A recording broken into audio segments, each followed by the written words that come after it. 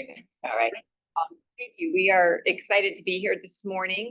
We do have a budget presentation, and so we're going to go ahead and begin with that. And I'm going to turn it over to our CFO, Mr. Jamie Lewis. All right. Good morning, everyone. We're going to go over a couple of different things today, and hopefully that gives you a little bit of awareness of the budget and the financial situation of our district. As of anything, of course, the budget was signed fairly late this year, and so we're still working on a lot of things. So one of the things we'll talk about is our timeline of our budget and how that works a little bit, and about what's expected as this is a continual process that we'll work on as we look at things. So for today, what we're hoping to review with you guys is to talk a little bit about just HCPS in general. We've talked about this publicly before throughout this year, but we wanted to bring it to this group and talk a little bit more detail about some of the areas to kind of give you a perspective of exactly what have we seen in Hillsborough over the last couple of years. And I think that gives some context to kind of where the budget's at and some of the challenges that we're facing. And I'll say that HCPS is not abnormal in those challenges. Most districts, almost all districts, are facing the same situations and challenges in the state of Florida for numerous reasons. And then we're going to go over a little bit, talk about fiscal year 26, which just ended. We're still closing that year out, and we don't finish closing that year until the end of August.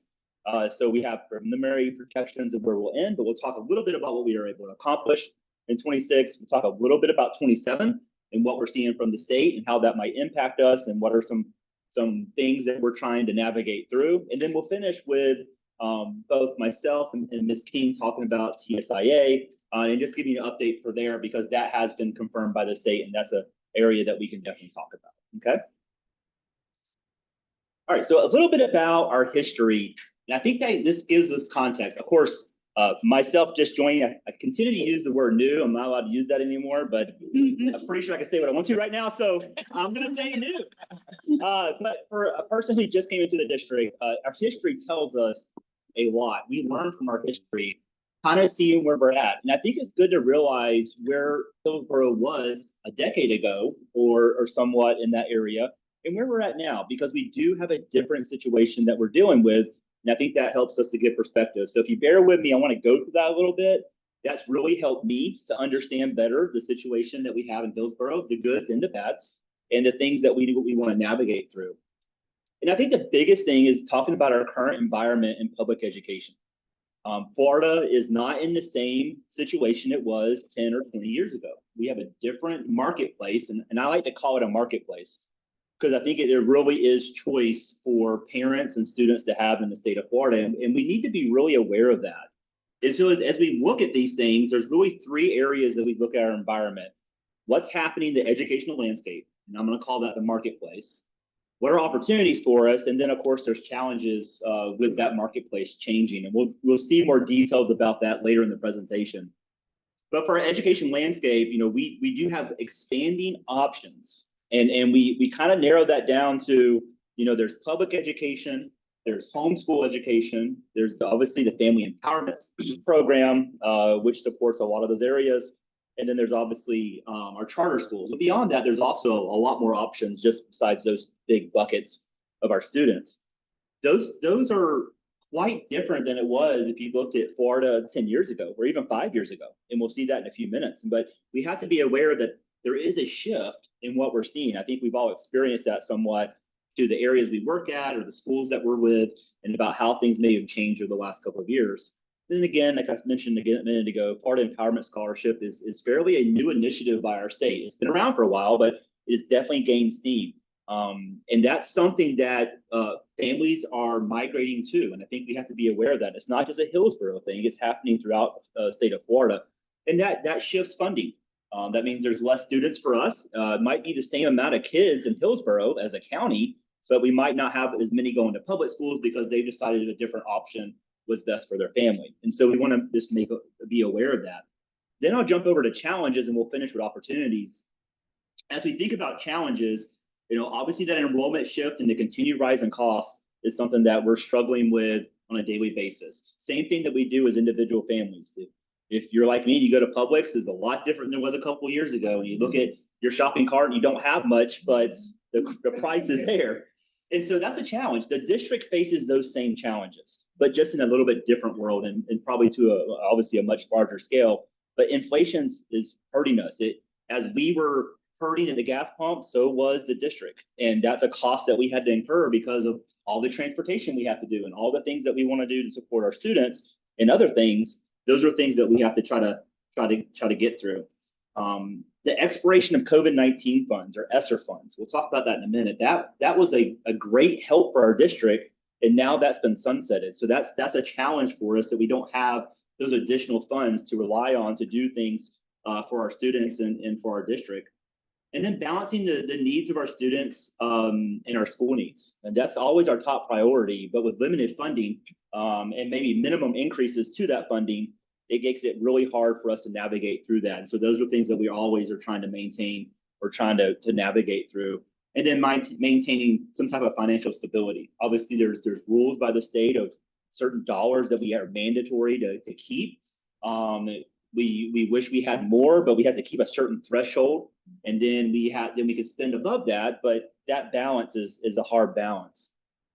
With saying all that, we really think there's some opportunities for us, and this is something that we're wanting to really push on as a district. We think there's program innovation. We see that as we look around our district. Expansion of career and technical pathways. I think that those are great pathways. We see that. I came from that background and my family's involved with that. And those are great pathways for us. And we see that, especially with the Watt facility that was just built this past year. Aligning our programs and student success needs and strengthening our students from attracting and retaining them. Those are all things that we're working on, but it kind of tells you of our current environment here in Hillsborough. Now, back to a minute ago, one of the things that has really helped us through the years is the COVID-19 or the ESSER funding that we received. And as we see that, we received this funding for about we were able to use it for about 5 different years. It was over $770 million that we received that we were able to utilize for that. So if you look at this chart, I think it's about yellow on the screen, green on mine, but look at that, the top part, it kind of shows you, and then all of a sudden we get to this past year that just ended, we no longer had those funds to utilize. So that has been a challenge for us to not have that additional funding source to rely on. And so we're trying to get back to a new normal of just relying on the revenue that comes in on an annual basis. Another thing that we're always mindful of is our fund balance. So you see all these squiggly lines on this, and what this represents is how our fund balance navigates through the year, and we did this for the last 4 years. And of course, we're still closing this year out, so we have it just through the month of April on this chart. But you kind of see how the ebb and flow for it. And one of the things that you notice for this year, which is the blue one, which is the line that goes really close down to the bottom where it says October and November, that's this year. And one of the reasons it took that drop is because the district, we wanted to prioritize the new referendum funds that we have and start that July 1st. One of the challenges with that is that funding is related to property taxes, and we don't receive property taxes really till around Christmas time. And so if you think about it, we spend all the money we want to, but we start in July 1st, and we also are having to give charters their proportionate share beginning July 1st. And so we do all of that, and we got to manage a cash flow, which is why you see the fund balance drop a little bit. And then you see it shoot up really quickly, and that's because property tax money start coming in. So that's also another challenge that we face in the district is we don't get equalized paychecks throughout the year. They come and go based off different times. Even the FEFP and some of those things don't come in on a regular basis. So again, those all make challenges for us, but we're able to navigate those. And that leads us to one of the things that I was really excited about coming in, and I think getting through the first year, we're really excited about and thankful to the Hillsborough community is voting for our additional millage. This past year was the first year that we had it. We were able to get that approved for 4 years, and hopefully it will be renewed. But it has definitely been a great help to all of our employees. Over 23,000 total employees have been impacted by this. And when we look at this, about $183 million was budgeted to be received for just this. Now, out of that money, charters will receive about $32 million, and then Hillsborough will receive the rest. Out of the money that we received, the remaining, about 92% of it is what we will give directly only to employees. And that's what we see there. For HCTA, a little over 15,000, almost 16,000 employees out of the 23,000 received this, or about 67% of the total employees were HCTA. And so I think that those are really good things that we were able to do. Obviously, we have to navigate through those. And we're very excited that that will continue this year also, beginning of the year. Enrollments, as we look at it, and we've all experienced this, is one of the things that we are seeing a slight decline with. And so when we look at enrollment from 2027 or 2017 to 2026, and this is a snapshot of day 100, that's a really good time of the year for us to take a snapshot of our schools because everything's kind of settled in by that point. And so we see that we see a little bit over a 10% decline over the last 10 years. And if we dig a little bit deeper and we look at our traditional K-12 schools, we've seen a little more than 7,500 student decrease since just last year. So these are things that we're experiencing as a district and things that we're trying to navigate through. Obviously, we would love to have those 7,500 students in our classrooms. That is a huge financial help for us. But one of the things that we're navigating through as we look at future years. Personnel on the other side is something we also have to monitor because where our enrollment is, if that's our primary revenue driver, then we got to also monitor how many employees we have. And so as we look over the last 10 years, we've seen about an 8.3% decrease in our personnel. You have to remember, we need a proportionate balance between personnel and students because the students is where our revenue comes from. We have to make sure we're making adjustments to be able to balance that because of the dollars that come in. And so when we look at this, we would see that. Now, a little bit different view that might help you a little bit is we say, okay, well, what does that really mean as we look over 10 years? And as you look at that, we want to say, well, did we make the necessary adjustments in the correct places? And so one of the things that we looked at first was the district administration. And one of the things that we were able to identify is we have maintained about the same percentage of employees over that 10-year period, which means we've made appropriate reductions when needed in those areas. And obviously, we're still working that out. We obviously want to maximize our employment group as best we can. I wish we had the funding to do everything that we wanted, but unfortunately, sometimes it's just not there. And so we're trying to balance our enrollments and personnel and expenses, and that's a hard balance. And we'll see some more of those challenges in a few minutes. So that was a lot of information. And so I hope that helped paint just a little bit, not necessarily to remember, just know that there's challenges there, but I also think there's opportunities for us to rebound. I'll show you an opportunity in a few minutes of where I think the district can focus on, and hopefully that will help us. But we're looking at this year that just ended, and again, we're still closing that out. We just wanted to kind of talk about some big items that we were able to work through and some challenges that we dealt with for this past year. And so we'll start with the challenges and then end with the strengths. So we just mentioned a little over 7,000 student changeover from 2025 to 2026, day 100. That was unexpected. And so one of the things that we also noticed is almost every 20-day count, every 20 days for this district, we saw a steady decline in enrollment. That's not typical for Hillsborough. All of you have probably experienced this on the front lines in the classroom. We usually see an uptick in our students in the fall and sometimes a little bit of uptick in our spring. It's around January. We didn't see that this year. And those are one things that we anticipated happening. We just didn't see the rebound. That doesn't mean it didn't happen in some schools, but if we look at the overall picture, we just didn't see the rebound of students that we would normally see. And could be all kind of reasons for that, but those are one of the challenges that we dealt with is our enrollment just steadily declined. We're hoping that it turns out to be a little bit stronger in the fall, but those are things that we're just navigating through. And of course, July is a huge month for our enrollments, as families like to wait to the last minute. And so we want to encourage them to get enrolled and get them into our schools as quickly as we can. The state of Florida budget is also a challenge. We're thankful for the money that we do get, but it's just not proportionate for what we're seeing in inflationary costs. If you see the price of Publix and the price at the gas station going up for you, you would hope that we would be able to give proportionate raises for that. We need that proportionate to come from the state. And so if we see inflation happening in Tampa, which could be different than other parts of the state, we need that proportionate increase from the state of Florida so we can help cover those costs. And that's one of our challenges is how that works. Supporting schools, students, and employees, always the first priority for us. It's always the hardest thing to try to figure out because of the funding sources. And so those are things that we're always working on. Health insurance, we'll talk about that in a little bit, but health insurance is our biggest challenge right now. And that's something we're trying to navigate through, and we'll talk about that and what that means, and the efforts we're making to try to better improve that, especially from a financial standpoint and from a plan standpoint.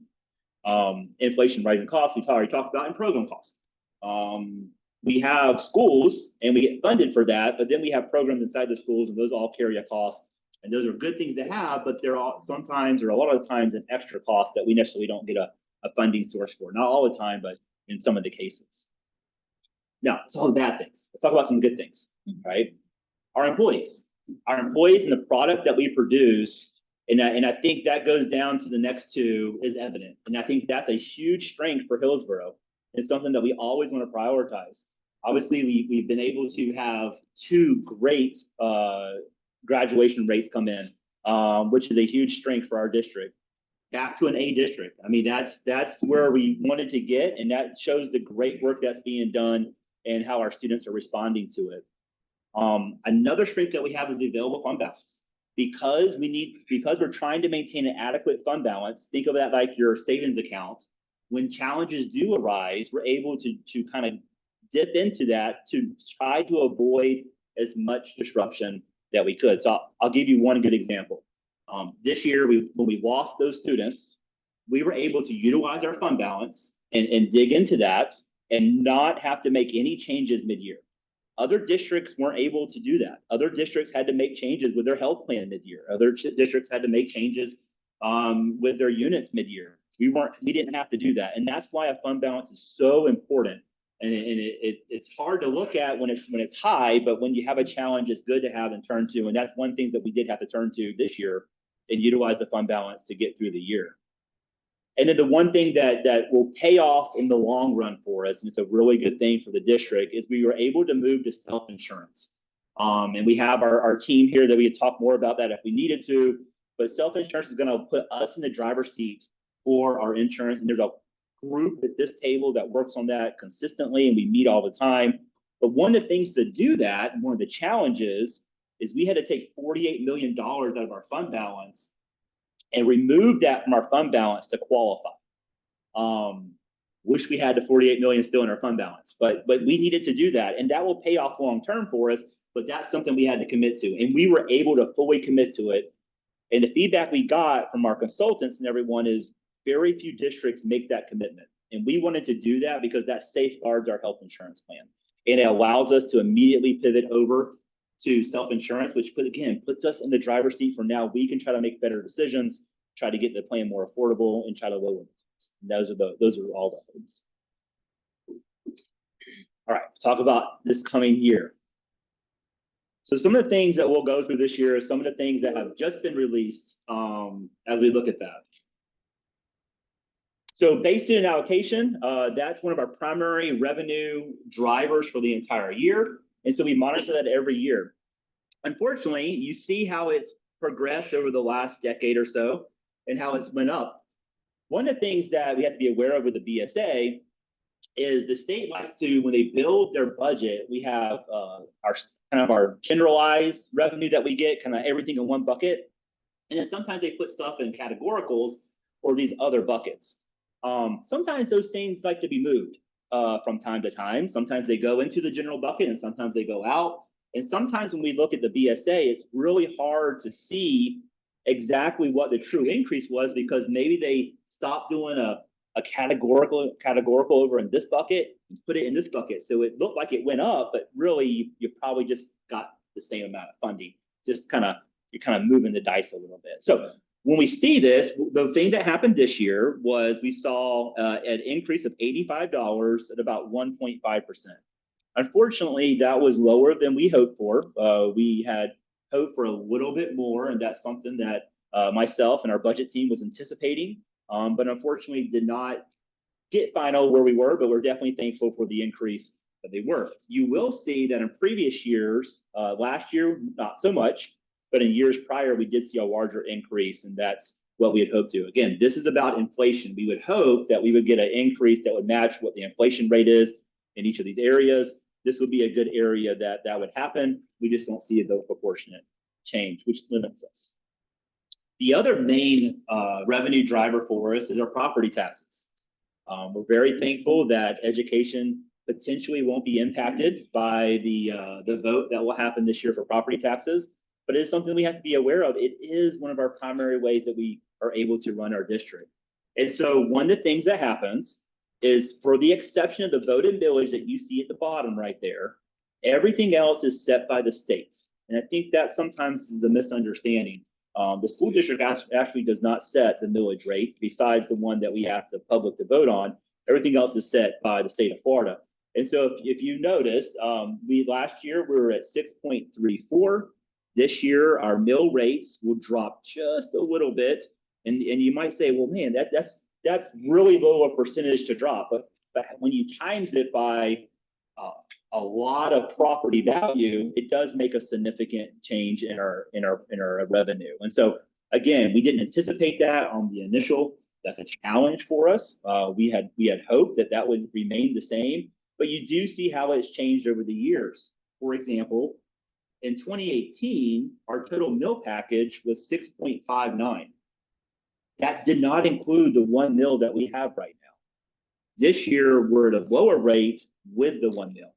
Those are all challenges for us. And that just means we have less money coming in, proportionate for what the property values here are in Tampa. And that's just, again, another challenge that we're facing. The one I think that really helps paint our picture of what we're expecting for next year is looking at our unweighted FTE. And again, these are just projections. We work with the state and they give us different models to use. And then the second calculation will come out hopefully in the next week or two. We'll get a better idea, and then we really will know not till next spring. When we look at this, one of the things we wanted to point out is, if you look at the very bottom, this represents what's happening in Hillsborough County. And so if we look at how many kids are in some type of system, some type of school system, we see back in 22-23, we had around 227,000 FTE total.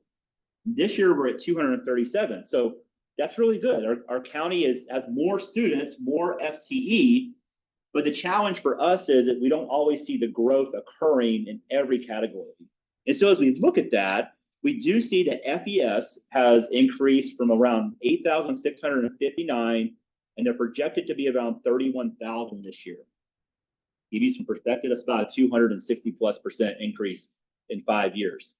Well, if our county hasn't grown by over 200%, that means those kids are coming from somewhere that's in the pot of students already that we have in our county.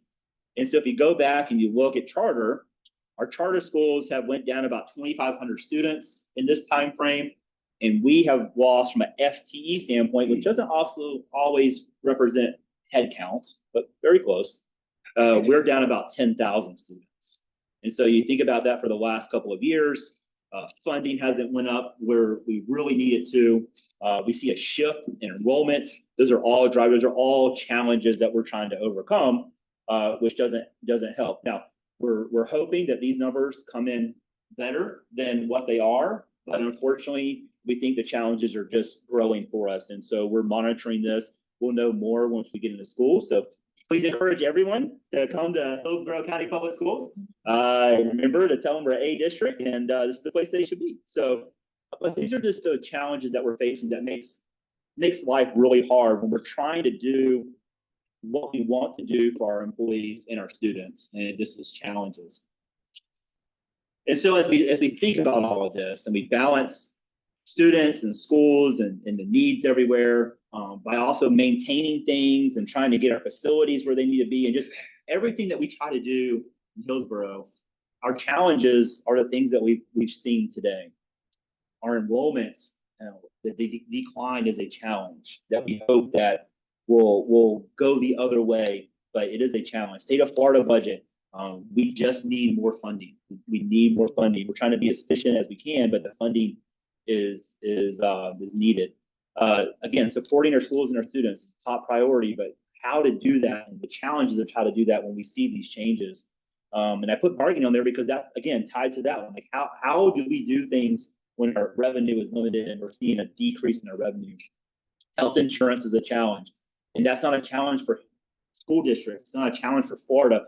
That's a challenge for everyone that has health insurance. It's a rising cost no matter what sector you're in or what type of business. Federal programs and support. There's changes happening in the federal government that could impact us. And those are things that we're trying to be aware of. Inflation and program costs. These are all things that we're trying to navigate through at a time where we're seeing, again, enrollment drop and not proportionate changes in our funding sources. So with all that said, we wanted to give you kind of a snapshot of where we actually see the numbers from, and we are presenting the tentative budget next Tuesday night to be advertised. Kind of the roadmap that we'll see. If you want to follow that and you're bored one night and you want to see all these things, you can book in the end of this month is our first hearing where we'll really have the first real snapshot of our budget. And then the final hearing will be in the middle of September. And again, that doesn't mean that the budget is set. The budget's always being worked on. And those are things that we're working through. And so if we look at this, one of the things that I think is interesting as we look at our revenue change, so we really have four main buckets of revenue. We have federal funds, and then we have federal through state. You just call those extra federal funds. Then we get our local, and then we have our other sources. And so as we look at that, state is obviously the primary driver of our revenue. And that's where the enrollment really impacts everything. But if we look at the total revenue over the years, you can kind of see how it's changed. But one of the things that was interesting to me is we look at our revenue change. We see there how much it went up every year and the percentage of growth that it had. And so we're projecting for FY27 that our revenue compared to the revenue that we're hoping to end up with for this current year that just ended, we're only going to get about $9.6 million more than we projected for the end of this year just ended. That's only 0.4% increase. The challenge with that is if we look at our total expenditures over the last couple of years, you can kind of compare how the percentages of growth happen between the two, and you can see that we're spending more than we're bringing in. And one of the things that strategically have done and through conversations that we've had is we've utilized the available fund balance that we had to be able to do the things that we needed to do for the district. Unfortunately, the fund balance won't be there as much as it was in previous years, and we have to be very mindful of that. But those are some of the challenges that we do have. We are predicting to have a fund balance that's less than $150 million next year. That is going to be something we have to monitor, and we have little room to be able to utilize that. But again, those are things that we're trying to navigate through as we look at the budget, but it is definitely a challenge. Now, I will say inside this budget, there's a sizable cut that's being made by district offices, and that's something that's still being worked on, but they will be making a significant reduction in their expenditures. And that's something that we're still working through. Obviously, that's not as easy as just saying it, but those are things that this budget is relying on to be able to do, is that those reductions do occur and we see the savings from the district offices. So again, that's not school sites, that's the district offices and everything that entails. One of the things that we did want to bring attention to, because this is one of the things that has already been approved for this year, is our health insurance. And one of the things we wanted to help give some context to is we hear a lot about health insurance, and what does it really mean? Now, remember too, we're a very large district and we're going to have a lot of people working for us.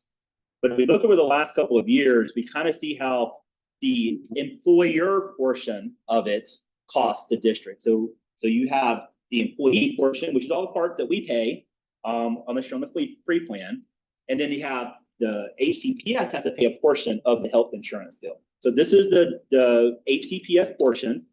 And we can see how it's grown in total expenditures and what we predict for next year. If you look over on the far right, it shows what it changed. In the very bottom, over 5 years, we see that our health insurance will have went up in cost to the budget by $107 million, or 89%. It is our biggest challenge that we're facing right now, trying to balance that from the plan that we can offer to what's going to happen. Now, this current year, we're excited to announce that it's already been announced, but while we were having no increase to employees, the district was able to take on 100% of that cost. That's a challenge for the budget, but we think that was the right challenge to take on for the betterment of our employees and to try to provide as much as we can. But taking on this much of an increase that we see, and again, this is just the general fund. The increase is actually larger than this, but we're just focusing on the general fund today. If we were to look at S&S and special revenue and all those, it definitely goes up quite a bit more. But for the general fund to take on an additional $51 million, that's a huge challenge, but we felt like it was necessary because of this, of the current times that we have here in Hillsborough. So all of that being said, I think I'm going to turn it over to Ms. Kelly, and she's going to take it from here talking about TSIA. Thank you, Mr. Lewis. All right, so what is TSIA, or the Teacher Salary Increase Allocation? Mr. Lewis referenced earlier that sometimes the state gives us funds that are categorical. They are tied to certain things that you can spend it on. TSIA is similar in the sense that this allocation says that school districts and charter schools can provide salary increases to full-time classroom teachers and certified pre-kindergarten teachers funded in the Florida Education Finance Program. I'm going to stop there because I think it's really important to focus in on the bold words. This is specific to full-time classroom teachers. So if you think of our instructional staff, we have over 13,000 instructional employees, so 13,000 teachers, student services, employees. Of those, not all of them are full-time classroom teachers, right? And so the state defines what a classroom teacher is. So somebody who is not rostered to a full-time classroom would not be part of this allocation. So we can't use this allocation in order to fund their salary increases, all right? I'm going to pick up then on the second part of that sentence that says that these certified full-time teachers and pre-kindergarten teachers that have at least 10 years of full-time teaching experience in a Florida public school. So now we're taking that group of classroom teachers and we are narrowing that down to say that this allocation can only be used if they have at least 10 years of full-time teaching experience in a Florida public school. All right, so if somebody came to us from another state, maybe they've been teaching with us for several years, but 5 years of that experience came from out of state or from a private school, they are now taken out of this factor as well. All right, so it really is narrowing down who these employees are that we can spend this allocation on. Now, the amount of such an increase may not exceed $3,000. So even if we had a very small group of employees that we could fund their raises with, it could not exceed $3,000. Goes on to say too that if a school district has any funds remaining after providing the salary increases, the school district must use these funds to provide salary increases to instructional personnel or for increased costs related to personnel compensation and provide a report to the department by January 1st of 2027. All right, so again, it's limiting if there were to be excess funds, what it could be spent on. So there's many employees that this money could not go to compensate them. And then it says that each school district and charter school shall use 1.06% of its base FEFP funding amount as provided in the House bill. So you're probably thinking, well, what does that look like, right? So we've run some preliminary numbers. We have, like I said, over 13,000 instructional employees. Of those, and again, this is very preliminary right now, we have 7,574 who we believe have the 10 or more years of experience in a Florida public school. But of those, 1,611 are not classroom teachers or certified pre-K teachers, right? So that brings us down to roughly 5,963 employees that this money could be allocated to use towards compensation. Yes, that brings it down to 5,963 employees. So again, that's another challenge for us that we get this money, but it really is restrictive as to who it can be spent on. All right, so just a couple of questions that you might be thinking. Well, can pre-kindergarten teachers be included in salary increases provided from the growth allocation? Yes, so the language is specific that they can, providing that they meet, again, a couple more requirements. And those statutes relate to the fact that these pre-kindergarten programs have to be full-time programs. There has to be a certain number of instructional hours. And again, we've run those numbers, and part of the total number of employees that this would pertain to is included in. Right. So can the growth allocation funds be used to provide salary increases to paraprofessionals or other support staff employees? And the answer to that, unfortunately, is no. Again, very restrictive and not related to any of our support employees. So why must school districts meet with the unions prior to July 15th and come to an agreement by July 30th? Not only is the language around this very specific to who it can be spent on, it's also very specific as to how quickly we have to come to an agreement on how we are going to spend it. So it requires that school districts must begin negotiation with unions prior to July 15th, hence the reason we are meeting today. If school districts and unions have not come to an agreement by July 30th, one side must declare an impasse within 2 business days, which would be August 3rd. So you can see we are under a really tight timeline to come to an agreement around this money. And so how much money was allocated for TSIA to Hillsborough County Public Schools? You'll see that based off of the growth allocation, we received a little over $14.8 million will come to us for this TSIA expenditure. We are required to provide money to charter schools proportional to their enrollment, which would be a little over 2.1 million. And so that's going to leave us with a remaining allocation of 12.6 million to spend for those teachers that right now, again, we believe is to be around 5,963 employees. And we are still running data around that to make sure that they would meet all of those requirements. So with that said, I'm sure that there are some questions.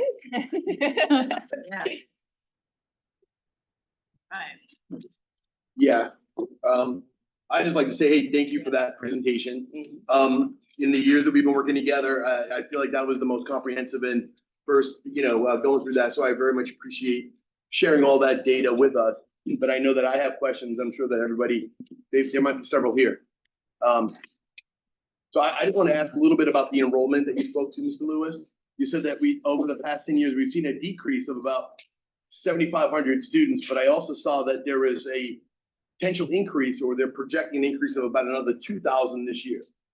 When you see that, is that what you budget for, is what is predicted, or what we had last year? So yes, so we work with the state and submit a package. They give us models to use, and we have to pick one of those models from FTE standpoint every spring. Right. We try to be as conservative as we can. We pick the most conservative model that they had. And the state utilizes growth for state of Florida. They use factors that we might not see, like what they expect to families moving into the county, moving into the state of Florida, migration inside your counties. They work with county governments with all that. So the data that they have and some of the things that we initially saw in the spring, we did hope for a rebound. And I think the idea would be is, where were the students that we lost? Hopefully they come back. That's the hope. We're still monitoring that. It's not maybe as encouraging as we would hope to have that rebound, but I think you'll see a lot of things happen in the month of July. We'll see a lot of families move over the summer. They will enroll in our schools, and this is a big month for us, and then we'll monitor that. So according to the budget, we're anticipating a growth slight, and that will help with the funding. We're not seeing that yet with our enrollment projections. They have not shown that increase yet. And then how does that relate to unit projections or unit funding? So we based our units based off of the FTE growth that you saw. And so if we can hit that, because that's for our funding mechanism, so we want to make sure if we're going to get more funding for it, we want to have as much units as we can get in there. If we see that drop, if the enrollment doesn't hit where we anticipate, and right now it's not showing that, but again, a lot of things change over the month of July and August. Those are things that we'll have to look at when we get to the fall, because the funding, again, it's directly tied to funding. If we don't have the students, then what do? We don't have the revenue. As the state increases opportunities for, I guess, school choice, it's not surprising to us that people will then go and try the new shiny new toys, but always come back to what they know is the best show in town, and that's our Hillsborough Public Schools. So I expect that we will see an increase in enrollment, not only this year, but in the next few years to get those kids back, because that's what I expect. And I appreciate that you showed that. But then we're talking about the fund balance as well. And you said, that fund balance that we saw, was that the projected for this year? It shows the 43 million that you had to take out, kind of put on the side for insurance, right? Yes, yep. And that last number, I think it said 142 million. What I know that the state says you need a 3%, and our policy, I believe, is 6%. Policy is 10%. Right. Okay. A little bit north of where we're going to be at. It's 10%, but that's encumbered in two different numbers. So it's a 7% unrestricted, a 10% overall. With that 142. And that 142 represents our overall, not just Gotcha. the 3%. But 142 is not. 142 will 10%, be around 7% or less total fund balance for next year. Okay. And you also mentioned the personnel was down by 8.3%. And you said it was commensurate with administration and Yeah. If you look at it over a 10-year period, the administration has maintained an equal amount of percentage of total employees compared to the whole, proportionate for the 10 years. Up and down a little bit, but if you look at 10 over 10, it's very close. Last one for me is really about the millage rate. And I saw that's small decrease. Do you have a dollar amount of how much that would be in a given year? Not yet. I don't have it off the top of my head, but Okay. I will say it's significant. Okay. If you think, to give you context, if you think about it, and make sure I have this right letter, it's 197 billion is the assessed value, or is it whatever is above that? This year, it's saying 197. 197. Yeah. There's a lot of zeros there. Yeah, there's a lot Yeah, of zeros. Anyway, Well, once we You have tie that- projections, you tie that really big we'll talk number, about that yeah. as well. yeah, you tie that big Yeah. number, and then that's the millage rate. So you think about it, you got that much in assessed value, you're times it by that rate, just a small decrease could I be. understand. Yeah, that's Yeah. why I was asking how that butterfly Yeah. effect would look like. Even with that challenge, I'm very thankful that school districts were excluded in the potential vote this November, and I think that's one thing we do have to remember. But it also will impact our referendum too. So that not only does it impact our operating funds, it also impacts that referendum we talked about. And so we're thankful that, we were able to see an increase in the values of Hillsborough, not as much as we anticipated, because Danielle and I met with the property appraiser. We built a good relationship there. But again, challenges, right? Challenges. Yeah, the property tax initiative, I'll call it that, in the state is concerning to us, even though we've been carved out necessarily for now. I wouldn't hold out hope that that's going to be forever either. And we will be educating our members and talking to them about our position around that as well. And now the one thing we haven't factored in too is how does that property tax, if it is eliminated, how could that impact us once other areas don't have the necessary funding? So Right. you got to remember, we use a lot of county resources. Right. They're great partners for us. This will significantly challenge them. And so what does that mean for us as individuals and us as a district?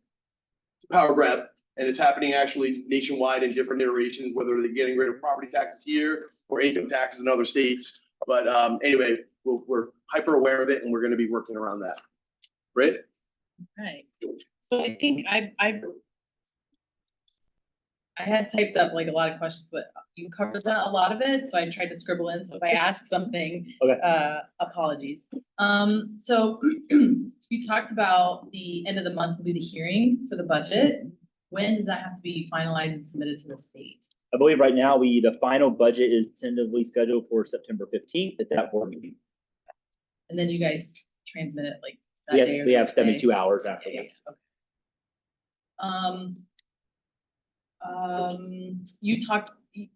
Thank you for sharing the breakdown of personnel. So I'm curious of the whole budget. I know we dwell in the general fund. What percentage of the general operating budget is dedicated to personnel?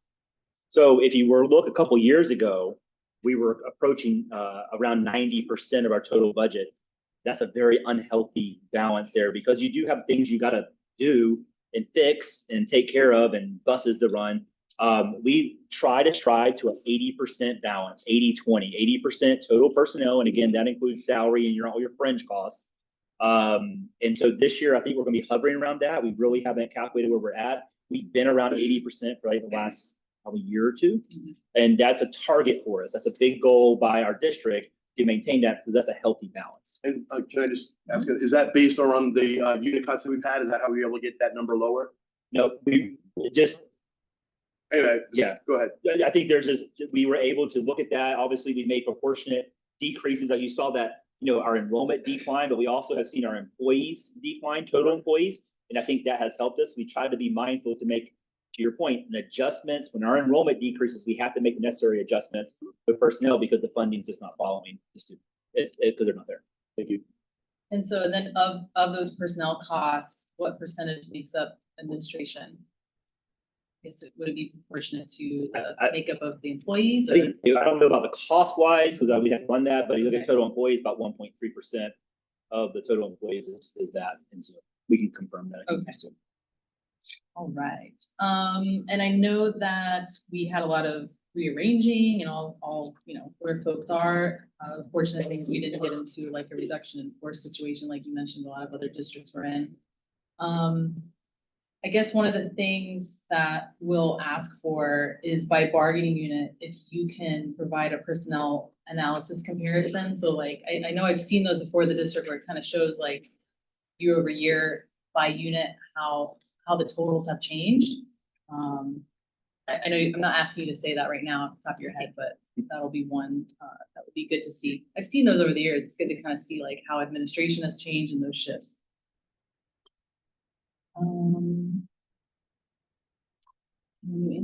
You already answered some questions about the fund balance. Everything you're showing about the fund balance is all classifications. It's not just the assigned or the unassigned. Yeah, it's all, just so you know too, the budget that was presented includes no bargaining items. So those are just what the expenses would be with last year's agreements, but nothing being renewed. So anything that we do bargain would be an increase to expenses from the number that was presented. Are there any plans in the budget for any capital outlay money that would be budgeted for transfer to help with operations for 26-27? Yes, and we normally do that. I don't have that number off the top of my head, but we do that, and we try to maximize that transfer. We work closely with our operations team every year to do that. And you would have saw a slight increase to that this past year that we just finished, and you'll see that being maintained as we move forward. You could probably get us once we see the budget. All right. Are there any new, I know we talked about the loss of COVID and ESSER. Are there any new or ongoing federal or grants that will help with operating in 26-27? Or any other that were significantly lost beside ESSER? And vice versa? Not anything off the top of my head. Obviously, one of the challenges that we do have is necessarily might or might not impact the general fund, but some of our federal funds that do come to us. The federal government operates on a different fiscal year than we do here at the state levels. Our state begins their fiscal year on July 1st. The federal government begins theirs on September 1st. October 1st. And so what's important about that is sometimes we don't know till a little bit farther down the road from right now of what might happen. And so those are things that we're monitoring. Obviously, there's a lot of rearrangement happening at the federal level, and those are things that we have to be aware of. We haven't heard anything right now, but that's not non-typical. We would usually hear on August, September, what was going to happen for the next year.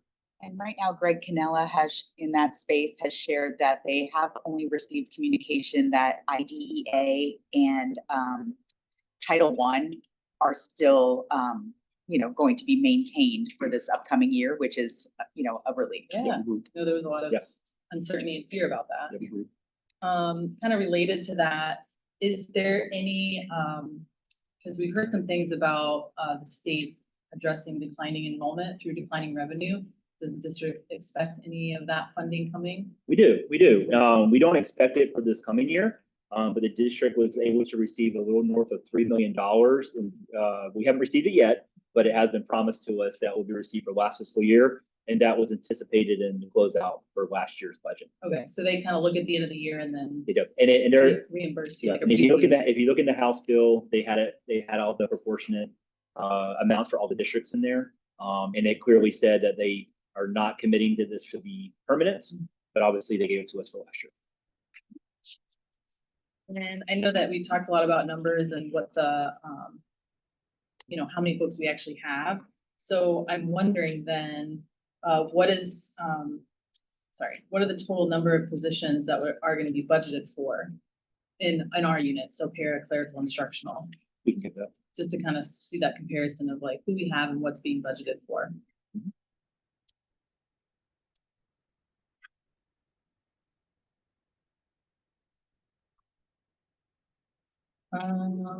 You covered a lot. Thank you for all the slides on enrollment, FTE.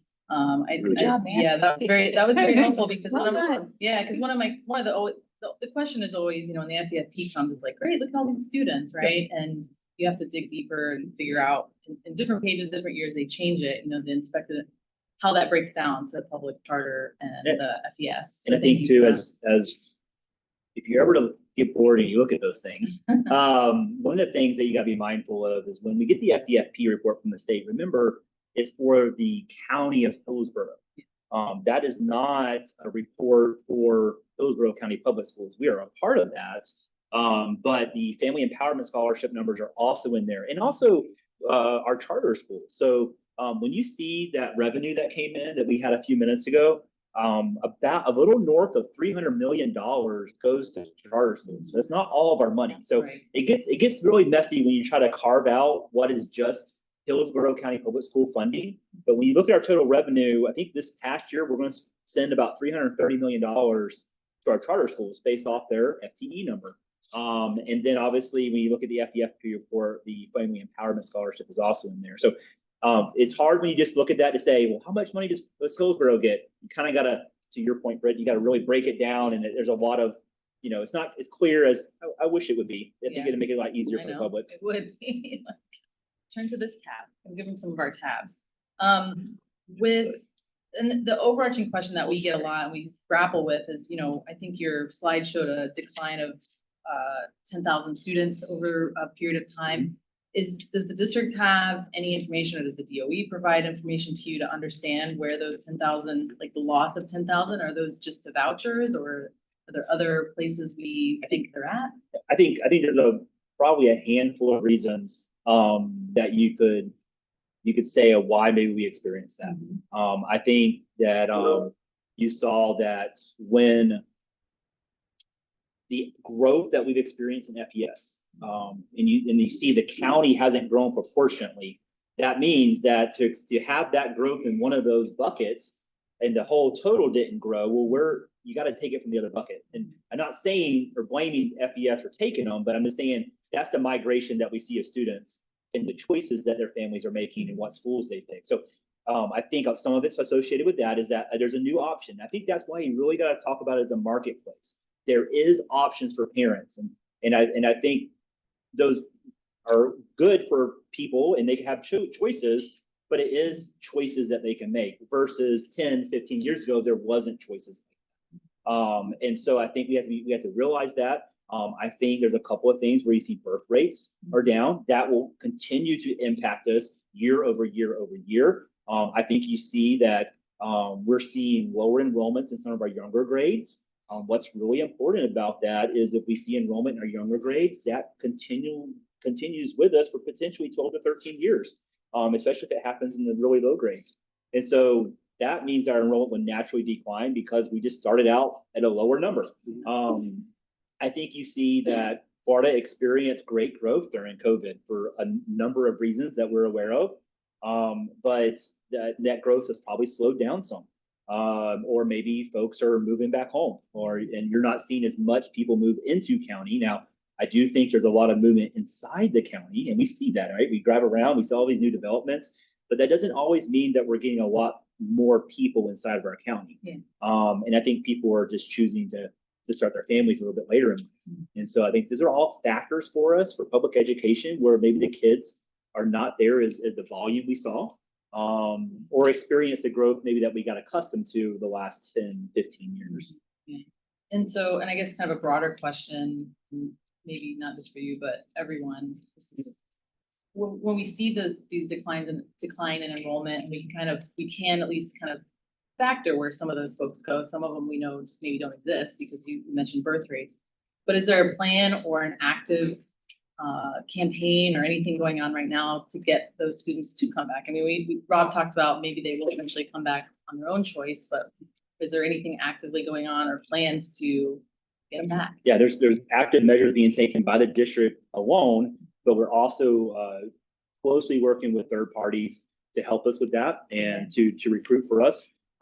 We have especially one vendor that we're utilizing that another district had great success with. And those are things that we're on a weekly call with as they try to help us just talk to parents and the sheer volume that we need to reach out to get them to come back to Hillsborough. And our marketing team, our communication team is doing a great job of trying to let the public know what we are. Again, talking about our A district. I mean, I think that's the things that we got to make sure we continue to tell is our product. And our product is unmatched compared to. Yeah. So we know our employees are the instructional and the support that we represent are definitely doing their part because that was a really proud and exciting achievement. So back to you mentioned that you're using a third party vendor. Who is that, or do you know who that is? CASA. Like CASA. Turn to Dr. Wayland because CASA? CAISSA. Okay. I think, and they do this around the state, it sounds like. Yeah. They do it on the country. Okay. Yeah, and they've had great success with some of our sister districts, and so that's something that we wanted to. And we've been working with them since the fall, and they've been doing a really good job trying to recruit. Yeah. Yes, just to clarify You know where it's that going. they don't get paid unless their recruitment is successful, and so the students have to be enrolled with us for a period of time before they can receive payment. So it's I think it's a great model. Yeah. To if you're that confident and that you can help us, then do it, and then that's when you get paid. So Yeah, do you guys have have they I don't know if they give any kind of performance guarantees or like an expected, hey, we do expect to recruit. we said And not just, sorry, I want to frame this too, not just we're going to get a gross number, because we see that with employees, but and actually a projected or an expected or hoped for net of students back. Do you guys have an idea on that? I think both the first year we're working through all those things. We do have targets and parameters set that how many families we want to reach out to, and then how far we want to push that. Obviously, we would take as many as we can, right? And so those are things that we're continuing to work on. But again, they're looking at every angle of our district, all the way from our pre-Ks going to Ks, all the way up to our high schoolers, and so. Okay. All right, and then you probably don't have this, but something that we'll ask for would be a projected cost of the one-step movement for all the salary scales. We'll run that, but I think it's good for us to kind of, and then tell us what time and like when you did a snapshot, so then we always work from there, because I pulled data as far as the first part of July to kind of run that, and then that way we can see when we cost things out, if we're using our numbers, and we just always know there's that variance. So the cost of one step for instructional ESPs on all the different scales, and then what the cost would be for a 1% salary increase for each of the contracts. So we got the step, but if we also said, hey, what would a 1% look like? I think that would just be helpful to kind of give us some baseline numbers to look at. For all bargaining groups. Yeah. Mm-hmm. And then also what I would love to know is the total percentage factor that's going to be used for calculating benefits this year. The cost. So when we do a salary increase, we always have that benefits factor, the FRS or the fringe. And I know you've done a very nice job. If you provide a breakdown, so that would be helpful to have again. So when we're costing things out.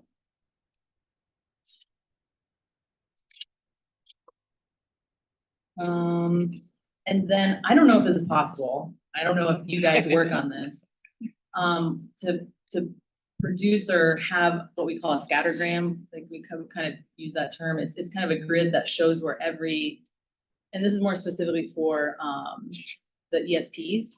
Instructional is a little easier, but it would kind of show on that big scale, where is everybody at? So we've got 10 employees on pay grade 16, level 1. And then I know it's complex, and if you have it, I just think it would be helpful for you to have that, or if you have that data that can help us then run costs, because I know it's not only hourly, right? 7.5, 8 hour, but then there's 196, 190, all the different days of their contract. So we use that term scattergram, but it's kind of like, it's like a big grid that kind of shows where everybody's at. All right, TSIA, thank you for providing that. We also have the really wonderful memo from the DOE and the FAQ and the form that you got to fill out, and the timeline, which I've given to the team so that they can kind of understand what you all are working with as well. And thank you for clarifying, because that's always the question. Can the money go to all instructional staff? We know that that's not true. You've given us that number. Can that money be used though? So for those 5,900 and so employees, can that money also be used for the fringe and the FRS and all of that? Yes. That's included? Yes, it would be used for all of that.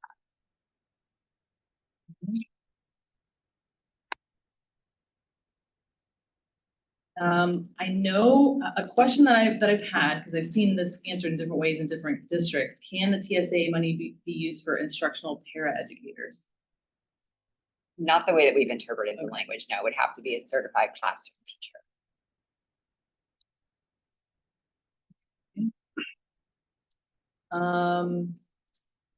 Do you all know because I've had conversations with folks about this, and I don't know if it's been shared by the DOE or legislators, why there was an intent behind only focusing on Florida teachers. I mean, we've got folks in our district that have that experience from another place. They come here and we grant them that experience credit. So, when I look at Florida experience, if a district grants them that experience, can we take that in consideration, or can we understand the rationale why we're putting that We out? don't know the rationale behind it, but it is very clear that it has to be 10 years of experience in a Florida public school. But no, we don't know their why behind it. Okay. I have a couple questions Yep, with go for TSIA. The TSIA was brought to us through evil legislation when we really had to increase the first year teacher salary, and we all remember that, right? So that created that compression. We had to go to 47.5. Now this is on the other end, right? Now we're talking about only instructional unit with 10 years of experience only in Florida, and you guys have already parsed out, you've done the math, right? And so what you're also saying is that now this has got to be settled before July 30th, and I want you to know that we are more than happy to collaborate, and we would like to get there. But I don't think there's an appetite for us to settle on only 5,900 employees when we have so many others that we represent. So I don't know if there's anything that you want to say to that or how we can get there. We agree with you. I mean, Okay. we absolutely, and I think that our history speaks to that in our district, our superintendent, our board, Right. We're not about dividing employees. And so Right. we absolutely would love to, by July 30th, be able to settle on all of them. Yeah, and I say, we can do that. I mean, it's going to take a little bit more of a cadence of meetings, I imagine, to get there, but we are open to making sure that we could keep talking and get there for all employees. That's what I really want to stress here, because that's what we represent, and that's what I can do a raise of hands of how many people would be eligible or not. I know I'm a de facto English teacher on special assignment, but without a classroom roster, so I'm out, right? And I'm not that I'm worried about Rob, but I know that other employees here, it just seems very divisive, and we know that that's kind of Britt, to your point, what's the intent? I think that's it. But through collaboration here, we can kind of break through that intent and make sure that it's equitable and fair as possible. We agree with you. I mean, we would love to be able to give our employees, all of our employees, an increase that we can agree to that is within our budget. And the sooner that we do that, we know that it directly impacts them sooner. And to clarify also, we think we have to have an agreement in principle, but not ratified by that date, correct? Correct. We have to have a tentative agreement. That could be something like an MOU. Right. And then we do recognize that it has to be ratified and of course go to the board for approval. Yeah, if we work diligently and, between now and the opening of school, it would be awesome if our employees were able to ratify it, something like that through pre-planning. So we're going to work with you guys to make that happen to the best of our ability. Wonderful. Yeah, I actually think when I looked at the timeline, I mean, I know it's like you gotta have it by July 30th or you're at impasse on August 3rd but I do know that there are reporting forms, and as long as you're kind of explaining where you're at, and I think what I saw is the ratification has to be done by October 1st. I think I saw it on there. Let me see there. we have to submit by October 1st our Yeah, distribution everything, plan yeah. and show everything. But you're right, there are a lot of tight timelines. I mean, Yeah. we directly talked about the July 30th date to come to the agreement when we would have to go to impasse. And then if, I hear what you're saying, and hopefully we Yeah. won't be in that situation. But we also have to then turn around and start reporting to the state even by August 4th. That quickly of what that tentative plan is. But it is very tight. And doesn't that timeline then also dictates like when you, if you miss that, there's like a date for where you have to be with the magistrate, which is like, do they even realize how that works? Like, no magistrate's gonna be ready in like 3 weeks. I mean, so, and here's the other thing I wanna say. Even if it's just like a grievance, right? Like a grievance comes up and the goal of the grievance is to try to work it out, right? There's some kind of miscommunication, misapplication, we've got pre-grievance, we've got all these levels. All of that is in a goal to get a resolution. And at any time, you know, that can be ended. So when my experience with impasse, you know, if we're at impasse, we can still keep bargaining. So it doesn't mean that, oh, we missed a deadline, we're done, we have to go to impasse now. We can continue to bargain and should. So I don't think there's any intent on our side to declare impasse. I know it says that either party must. But I shared with the team, you know, our position as the DOE is not a party to our agreement. They don't dictate what we do. The agreement is between the employees and the school board. So, but with that, we're gonna get it done. So you have your projected 5,963 folks, and the amount may not exceed 3,000.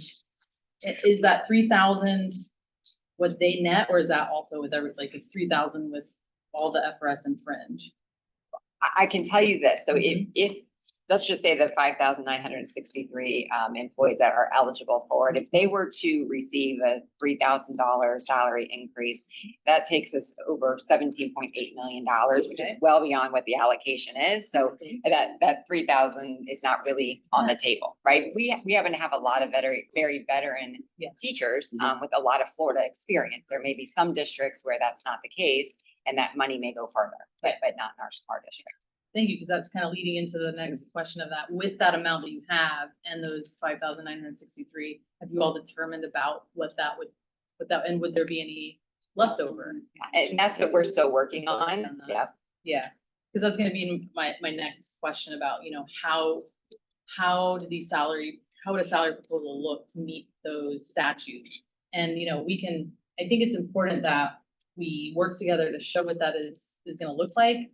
But like Rob said, and I think we all agree that this is not it, right? That we're not just doing that and then we're done. That would create that division. So as you work through that, I think that will be helpful. I think I've shared that my experience with TSIA, that we do all this work to get together and it's like, no, you can't do it, and then we have to undo it. So we really want to hear your application of that. One question we did get for the CTE and adult instructional, would they be eligible for TSIA, or are they excluded? Are they considered classroom? I'll go back to break down these numbers, but as long as they meet the state statute of what an instructional employee is, and hold on one second. I actually have it here. So yeah, so instructional personnel and classroom teachers specifically, which is what this relates to, are staff members assigned the professional activity of instructing students in courses in classroom situations, including basic instruction, exceptional student education, career education, and adult education. Okay. All right. I don't know if this is a question, that is a statement. So we know that the TSA excludes support staff. Were there any funds that have been issued or anything that you see coming that came specifically for support staff from the legislature in the budget? No. Okay, and you already asked about the TSIA and paraeducators. And then, okay, I think that's it for that. I'm gonna move into some insurance questions. Okay, so I want to say this too, that, you know, HCTA has a voting position, one voting position on our joint insurance committee. And, you know, Rob and I talk about all the time, we see that financial pressure that the board is facing. Healthcare inflation, that's beyond our control. I mean, that is a national problem. And our negotiating power, I mean, I know there's a lot of idea that, you know, we're a large employer, so we should be able to, you know, compete, and it doesn't work that way. There's what, like the Cigna, the Aetna, there's only a few of them and they only compete with each other. So they very much control that market. But we want to ensure that, that we handle everything that happens through that committee in transparency and open with employees, because that language of that committee is that there may be recommendations, but they're all subject to bargaining.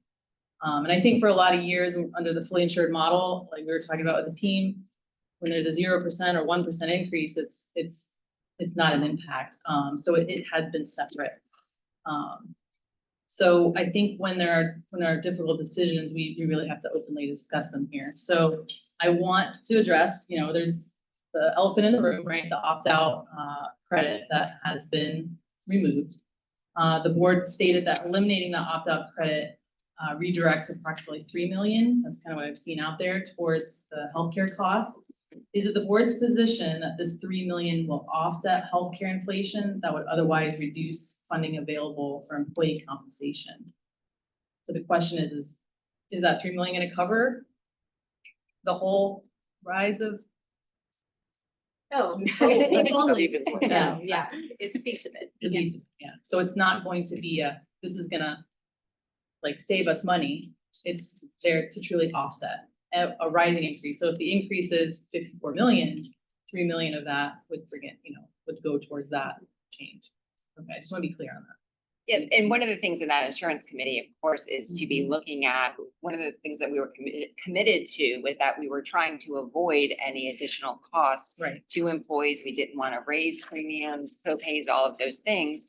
And so you have to start looking at different drivers to figure out, what is available to us to use, what can we bring down as a cost to not then pass on additional costs to our employees.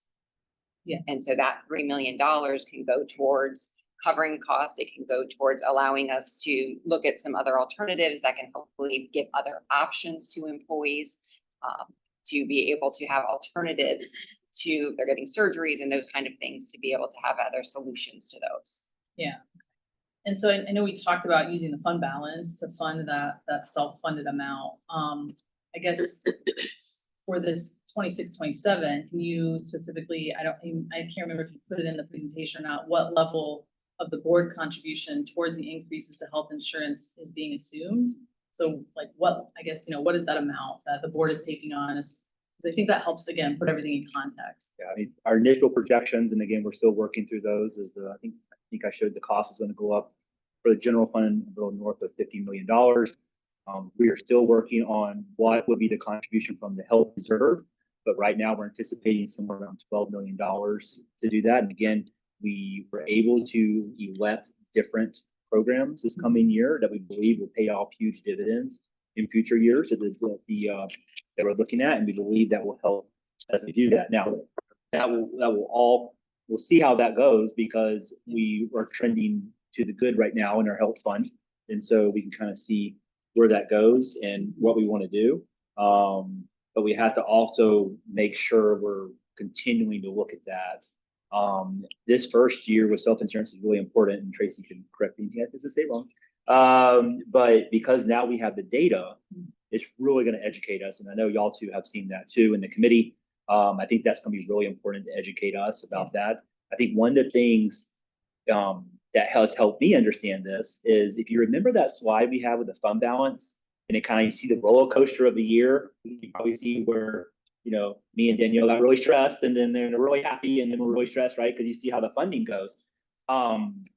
We joke about that a little bit, about how that kind of just even flows like a roller coaster. Our health reserve actually works in a very similar way, but at different times of the year. So if you think about it, our plan year starts on January 1st.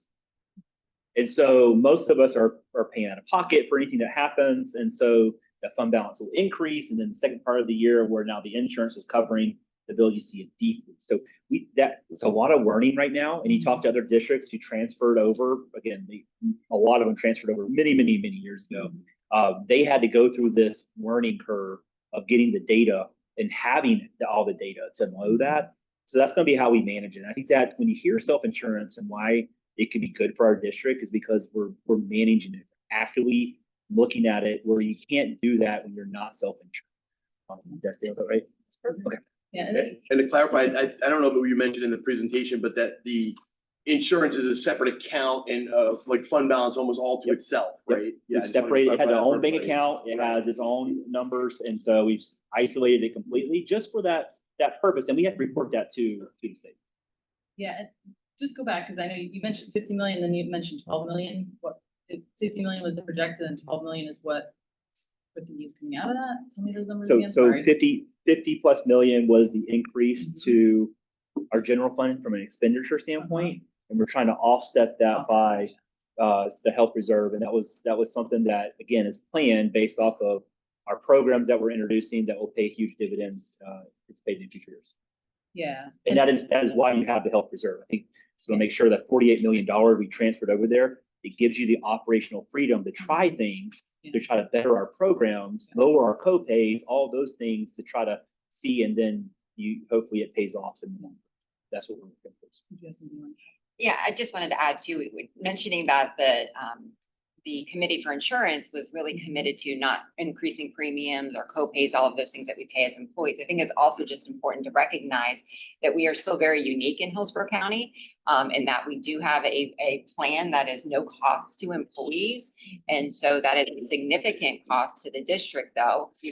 And we were committed to the zero pay. We were committed to making sure that we could continue that. Right. And so in doing that, that's a cost to our district. And oftentimes I don't know, as employees, we're all guilty of it, of thinking of that as our total compensation package as well. Yeah. And we appreciate having that in the contract that protects that as well. Yeah. Just letting everyone know. We appreciate that. Yeah. And I think that's where, again, under the fully insured model, coming in and kind of learning about the history with our, past provider. I mean, there was no reason for the district to move to a self-insured model, because what was happening in districts with self-insured, they were receiving those same kind of, increases, maybe more. So, and when I think Rob had mentioned at a school board meeting that I did travel to St. Johns County to visit their committee. They've been self-insured for quite a while and have had good success, but they're now also facing the same things we are. It's not as extreme because we kind of had to do like a leveling of the playing field, if you will. I guess that's maybe not the right analogy, but so yeah, it's not unique here. It's from what we see across the state. And I did get a question. I know you've already provided this, and I'll share with the team and just for the record that, when we ask how many employees are enrolled in insurance, how many opt out, Tracy provided that to us last time. And if I find my document, I can read it, but we do have that. So thank you for that. And the committee looks at that every month. All right. All right. Since the school board already notified employees that the opt-out credit is going to end January 1st, is the school board's position that this is a final decision, or is it still a subject to collective bargaining as we enter the economic portion of negotiations? So that decision was made amongst the insurance committee. And so at this point, that would be the decision that we're going with going forward. Okay. So the instructional and ESP collective bargaining agreements establish that joint insurance committee with the purpose to not make decisions or unilateral changes, but develop recommendations that shall be subject to negotiations. And that's what both contracts say. So I just want to kind of put that out there. So I guess the question is, does the school board agree that the insurance committee is advisory in nature and does not possess the authority to negotiate or approve health insurance plans changes? I think we brought our recommendations to the board. And then the board agreed with it. So does the school board consider eliminating that $720 opt-out credit to be one of the recommendations that is subject to negotiations or not? Under article, that would be 1310 in the ESP contract in 24.5.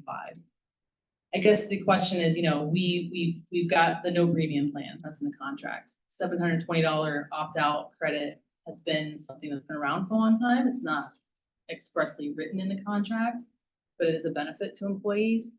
So while the school board has approved it, I think it's important for us as HCTA representing employees to understand their position on if that is unilateral change to something that is subject to bargaining, or it's unilateral change because it's not. So I think we have to know that so that we understand how we can move forward in bargaining if it's something that's still negotiable. And then if we agree, if it's something that is or isn't subject to bargaining, because it is a benefit to employees that they had no chance to ratify. You know, so question. I Go would ahead. say as we worked through the insurance committee, you guys were there. It was not a decision we made lightly. It's a decision. We looked at the number, we looked at the amount. We looked at trying to have a larger impact on as many employees as possible. And that's how we landed at the decision. There was lots of discussion because we never, and you are there, we never do things willy-nilly. We Yeah, talk about it, we come back, we look at it, we look at the data, and then we make our recommendations on how we can help as many people as possible. And that's how we arrived at it. There was a point where the opt-out credit many years ago was $900 and it was lessened down to $720. And there was not a real impact on people coming or going. Mhm. So that was also something we discussed. And we also looked at the different bargaining units and looked at the data as well. So I just wanted the folks to know that we did discuss it thoroughly. Yeah, so I think, and I think I want to be very clear on the record too, that there was no vote taken. There was not a counted vote. And I think, you know, Rob spoke to this clearly. We as HCTA did not vote yes on that. I think we made our position clear that as we have seen in what's passed by the board is that no cost increase to employees, right? We're not seeing premiums go up. In fact, we're seeing co-pays go down. And, you know, we didn't want to see a reduction in benefits, and that was very clearly stated. So again, I think, and if you can't answer now, that's fine, but I do think we have to know if the school board's position, because we keep referencing the committee, that the committee made this decision.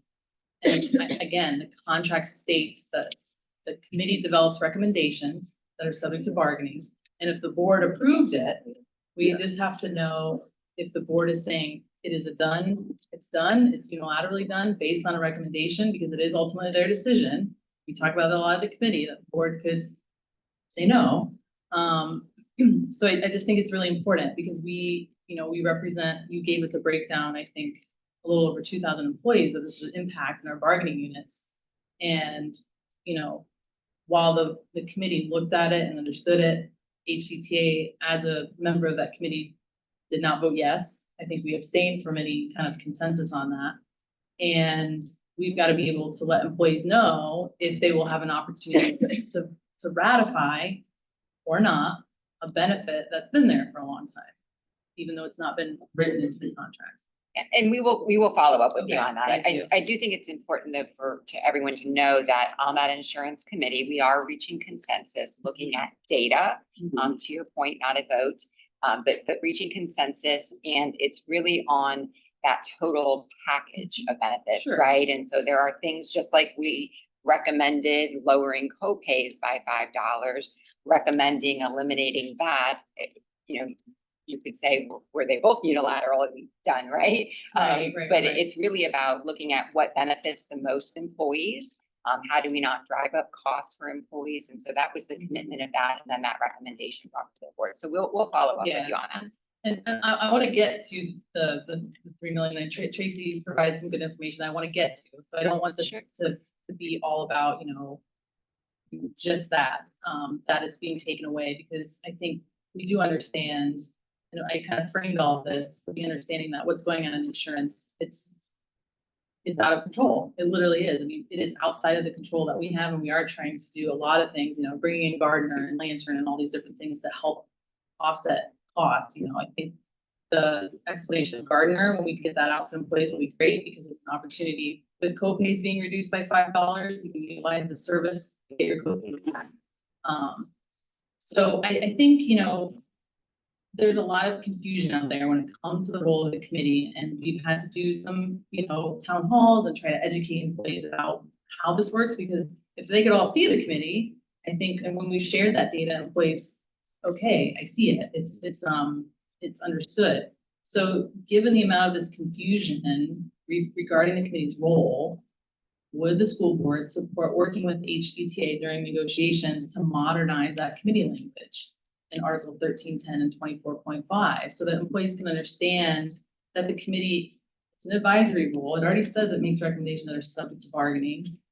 You know, the information is shared, how those recommendations are developed, and what it actually means, and what recommendations, if recommendations from the committee that are then voted on the board which are subject to bargaining and which aren't. I think that's important for employees to understand. And it's not, I want to say, I bring all this up not to say that like, oh, it's all being done so wrong. I think it is the outcome of what we've been through. We've been fully insured and done very, very well. And it's just a new space. It's a new space with self-insurance model, which is another point. I think we need to have like a nice little infographic on the difference between self-insured and fully insured, that a lot of employees don't truly understand what that means. So I guess back to that question, does the school board support or be willing to work on that committee language in the contract? We're going to come back to you on that as Okay. well. Again, just being mindful too that committee works to represent all employees. And so that's unique to that. It's not just specific to one contract. Yes, understood. All right, so back to the 3 million. I know Aon indicated, or we had asked about Aon, and just to be clear, Aon is they're the consultants and they help us with actuarial analysis and looking at all of our data. And I think they're the ones that really helped look at that to identify that eliminating the opt-out credit is expected to redirect that 3 million annually into the health plan. And they talked about, because they don't anticipate significant enrollment migration. And I just want to read, because I think it was very helpful that the school board through Tracy provided HCTA with that actuarial analysis. So, and I have the data here now. So currently what you reported is 4,187 employees opt out of the health insurance coverage. And they were the ones that were notified. And of that number, 2,883 employees are HCTA employees. And then you provided a breakdown, thank you, of the teachers. We have 1,977 teachers, 671 paras, and 235 ESPs that currently opt out. And Aon provided a response that they reviewed this as part of their evaluation for the 2027 cost saving initiatives. And given that the district offers a no-cost medical plan option for employees, they do not anticipate a meaningful shift in enrollment as a result of eliminating the opt-out credit. The opt-out credit may only be used to purchase qualifying voluntary benefits, or it's in a flex spending account for eligible expenses. And based on that structure, it's assumed that most employees currently receiving that credit have access to medical coverage through another source, and therefore are unlikely to enroll in the district's medical plan solely due to the elimination of the credit. If the credit were paid directly as cash compensation, we would expect a greater likelihood of enrollment migration, as some individuals may have previously waived coverage in exchange for that financial incentive.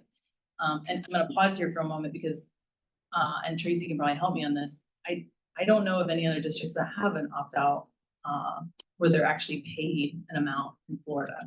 No, Yeah. it is credit. Right, and so, and I also think with our model, what's been with the credit to an FSA, I think we were probably also one of the last ones to have that. I'm not aware of, yeah, and I kind of checked with counterparts across the state. I'm not aware of other districts. Not saying we are the only or the last, but if there are, it's very few.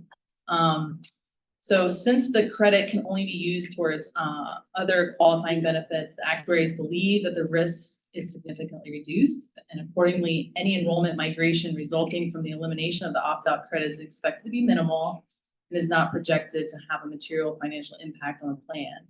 And the actuaries also consider the impact of the unused FSA funds in their analysis. And then I think it's important to include this, and Kelly said, you know, as part of the 27 renewal, the board and the district face those difficult financial decisions. And so to avoid passing an increase in medical premiums onto employees, the health insurance committee reviewed and says we agreed to eliminate the opt-out credits. And it was not made lightly. It was ultimately recommended in an effort to preserve affordable medical coverage for the greatest number of employees. So I just wanted, I thank you for providing that, because I think it's important.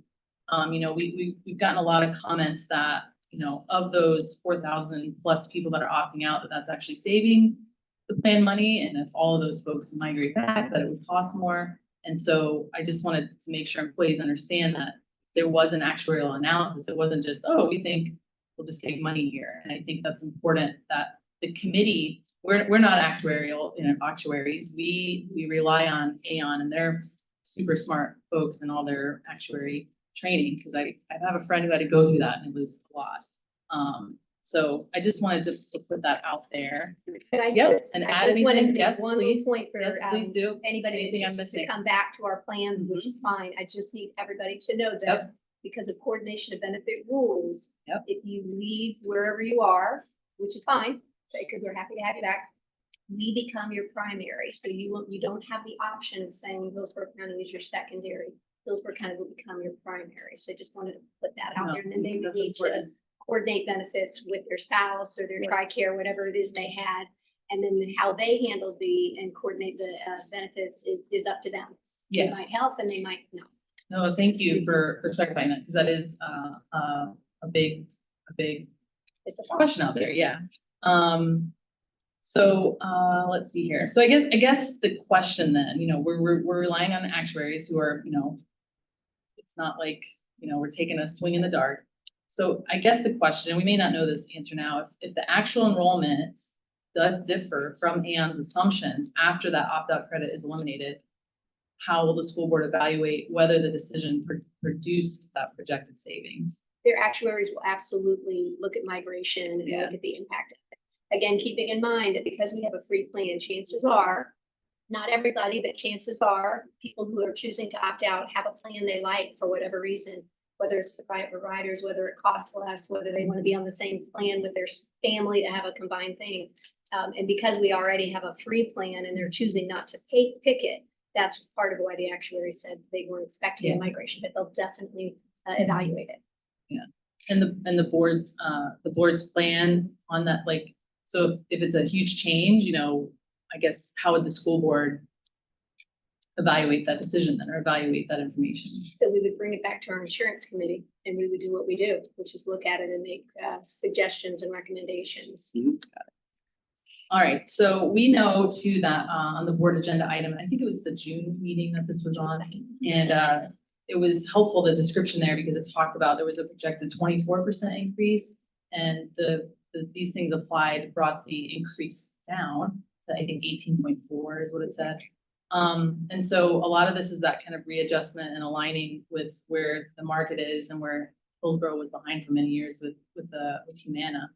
So if the board's healthcare costs continue to increase at that 8 to 10% annually, what is the long-term strategy beyond eliminating the opt-out credit?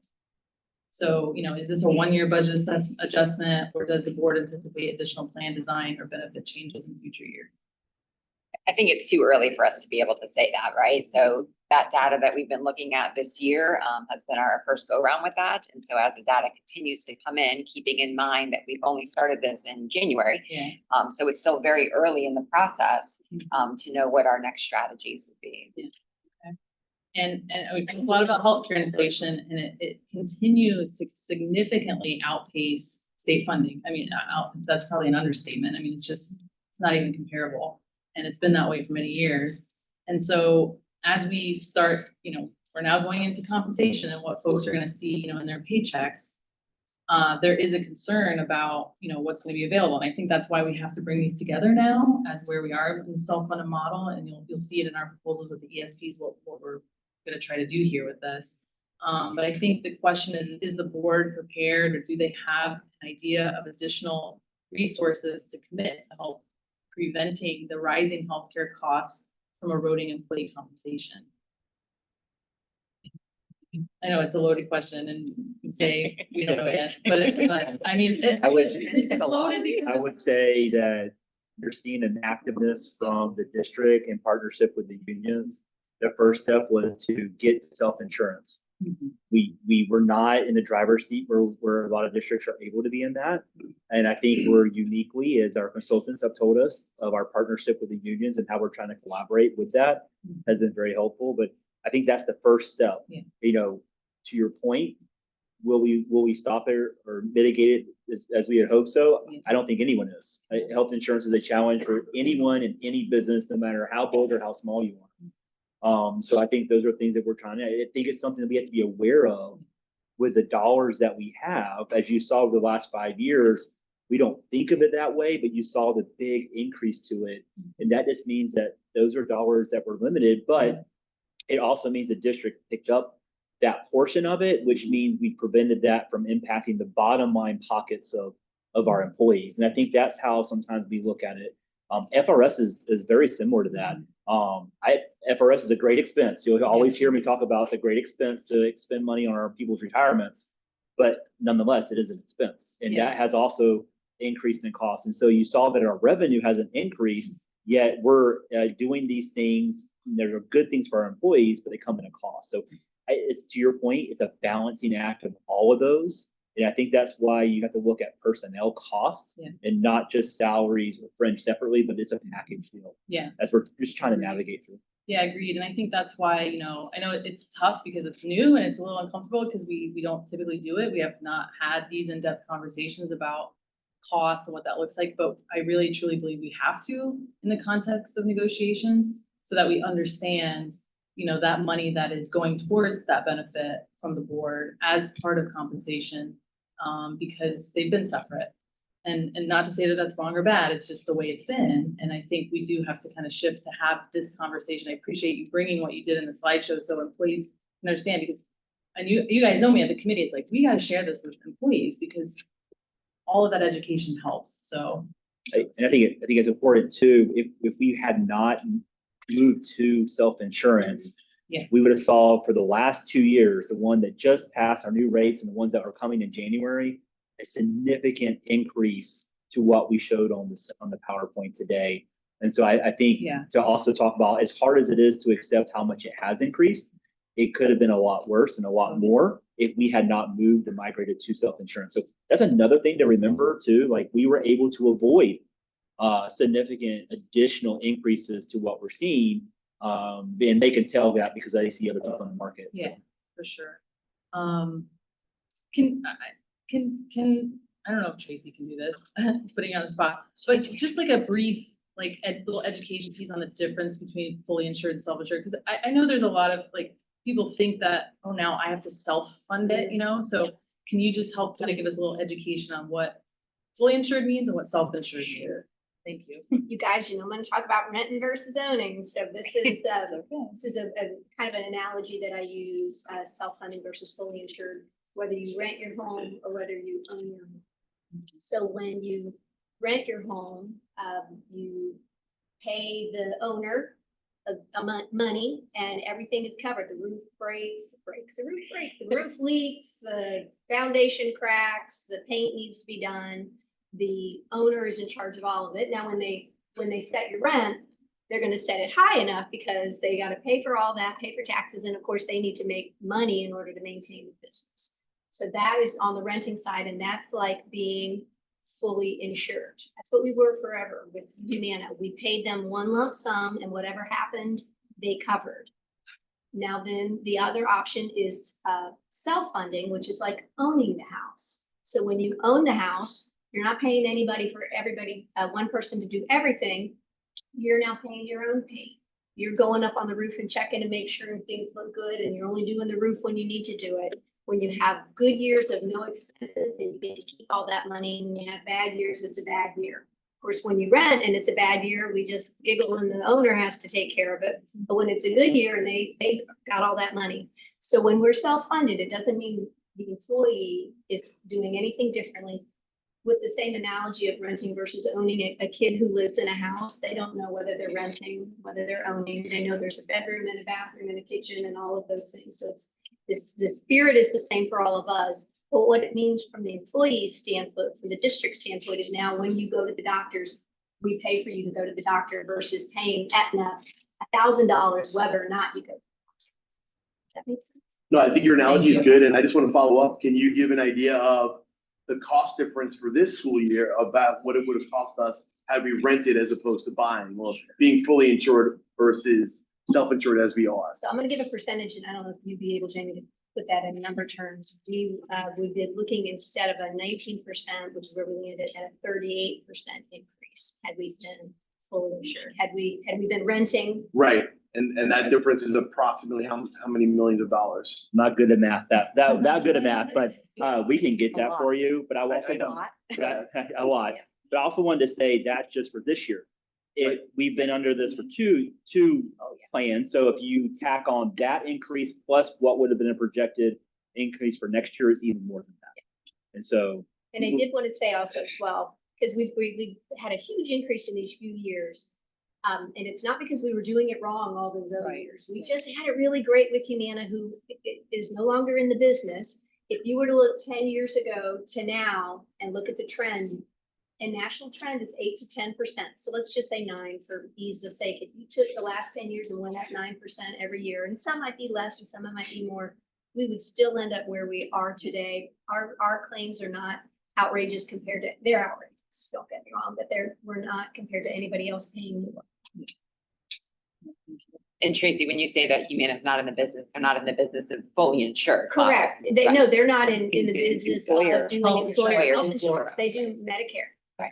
and dental and vision, but they don't do this. No, it's good to explain because people still see ads for Humana Correct. and Yeah. so they're just not, doing that. The question was for a member, like, what does that look, how does that feel differently when they go to the doctor? And I think the answer is they don't feel any difference, right? The network is the same. It's just who is going to pay those providers would be the district as opposed to Humana or Aetna. Yeah. If that makes sense. So We'll have an there's- insurance card. Yeah, you still have an you insurance. fill out an insurance card, everything is the same, Self-insured right? today. You're self-insured right now. Yeah. Right, we've been doing it. So Aetna is still our carrier, right? They still, we're using their Their network. network, thank you. So everything stays the same other than who is actually paying those providers is now the district as opposed to Aetna. So we're using them as subcontractors as opposed to a contract. And It's more You're about paying who's responsible for the bottom line bill. yeah, So go back to the rent and own, you pay rent and the roof goes out, to Tracy's point, you're like, as a renter, you're like, I don't have to pay anything, I just make my rent payment Yep. and the owner's out. But all the years where there was no maintenance needed on the house, they get that full rent and they're the ones that get the profit to that because they didn't have to spend. So from a district standpoint, if our claims, if they go above our projections, we have to cover the full bill now. But if they don't, then we get to see the savings, whereas the savings would have went only to the provider before. So this is why these companies make all this money, because they're able to charge and then not spend it all and then profit from it. So if I go to the doctor Mhm. and there's a bill, Aetna pays the bill, and we pay Aetna the difference of what they paid The- for me. to A go to the negotiated doctor. rate. And the thing that really impacts it when we talk about whether we're going to be over or under in a given year are those when people have very expensive things happen, right? It could be transplants, could be cancer. It's those that we can't predict from year to year, right? We don't know if our claims are going to be high in a given year or low in a given year. So the reason we have employee benefits is to try to help our employees be healthier so that ultimately it's a lower cost on a given year. Well-being, doing Yes. preventive business. I think So if it's worked for them, we're hoping that it Yeah. will work for us because we're large enough for it to work. So do doctor offices still need to accept through the contract what the rate is? Cause I've been billed extra from like daycare. Contact. So if something like that has happened, you want to contact employee benefits. It doesn't have anything to do with self-funding or being fully insured. Okay. So, yeah, and we'll work on that and figure out what's going on. yeah, and frankly, I don't think the doctors know They or don't. care whether we're self-insured or fully insured. We're still with They're Aetna. just doing, Still with they're Aetna. still working with Aetna, right? Right. So from on their end, they don't even notice anything. Purely a Frankly, billing either should situation. you. Really, honestly, nor should our employees, right? I mean, to that point, we're bringing you guys into the weeds a little bit about who's paying the bill at the bottom, I and used where to these do numbers come from. medical Yeah. insurance, Sure. like billing. So they send, we pay the I- bills now. Yeah. Yeah. Okay. I saw a few other questions here. I Yeah, think I'm gonna Rhonda. start down the end there and then, go ahead. So I have a question. Is there a cap or a limit on, what medical will be? So I know that there are people that have long-term care or, have to go for several testings throughout the year, or maybe for the rest of their life. Is there a cap as far as, like No. a limit? The Affordable Care Act will not allow us to have a lifetime limit on you. Was there another hand that I saw? Sorry, okay. Rob, you have questions? No, Oh, I thought you said you had questions. no, I meant down the road. here. Oh, I thought I okay, saw okay. your hands. No, thank you for that conversation. I think I it, I definitely think it helps and it just shows that, we were in it, I think for a while, they were meeting twice a month. And now we're kind of at a monthly cadence and, when you're in it and you're talking about it all the time, you have this understanding, but not everybody does. And so I really appreciate you sharing that and thanks for the information and having this conversation so we can understand all this in the context of what we have to do moving forward with compensation. I do have one follow-up question on TSIA, which I think is a good one. With the eligibility for the full-time certified teachers with a roster for this so this is gonna apply for the 26-27 year. Does that mean that it's the employees currently, like for the 26-27? So the question is if you were in that, let's say you were eligible last year, or the 25-26 school year, but now you've moved into a different position. Is the eligibility based on 26-27 year or 25? This current school year, 26-27. Thank you. Okay. So that might even not be a finite number yet either then that you shared. It's a Right. floating number, right? It's Correct. on those, You pulled it right, now, gotcha. things are still. Thank you. So, shuffling out, and we have to also keep in mind that June 30th just ended the past 25-26 school year. And so we also have to calculate, did somebody earn full-time teaching experience for this past year? Okay. And so we're also having to run those numbers right now. Okay. So they, last year would have to count for them, essentially, or they'd have to, over a 20-year period at least have that. Yeah. I don't believe the DOE will be able to track all of this. And it does, it makes the timeline hard for us, it makes the Yeah. timeline hard for you, but Well, but and we're committed to also- working through And it. then Yeah. how does that work that, like, let's say, okay, like, again, trying to track this and analyze, 13,000 instructional employees. And then if a transfer happens, I mean, you start the year and you're an instructional employee and you're at this rate. And I mean, so and again, I know I'm going way in the weeds, but I doubt that the DOE or anyone that advised on this has said, this is how you solve these problems. Other than what I know to be true when the TSIA first came on the floor of the legislature, which was everything else is made up through your general fund. And legislators believe that they are fully funding public schools. They believe, yeah, this is to do this thing, but you have enough to pay the rest. And so I think that's why we're gonna really rely on you for how this structure works. We've seen some other counties and how they're doing it, with, again, the overarching goal of not creating division and creating tiered systems. I'm very fearful of that. And that will be so detrimental to the district to have tiered salary systems that move people all around. I think it is the, like, we know the intent of this, it's the intent behind performance pay to create disparity that different people with the same experience who maybe are a few points off based on, a student data point, that now they're having disparate compensation. So I really hope that we have a shared goal that we do not want that to happen to our employees. So I think that's it for me. All Unless you right, have any other comments? I mean, we made it right to 11. That's good. that was good. And I know the next on the agenda, we'll take a break and move into ESP negotiations. I'll probably end because I just want to go through when we end the agenda for the day, going through the financial requests, just to Okay. make sure we're caught up. So does that sound good? Take a break. Yes, how long do we want to break for? Give us 20, 20? Okay, just to like kind of reshuffle. about 11:15. Yeah, let's check in at 11:15. Okay, All right. all right, thank you. Right. Well, welcome back. And now we will begin our ESP negotiation. We did the budget presentation. So this is meeting 1 for ESP clerical and paraprofessional units.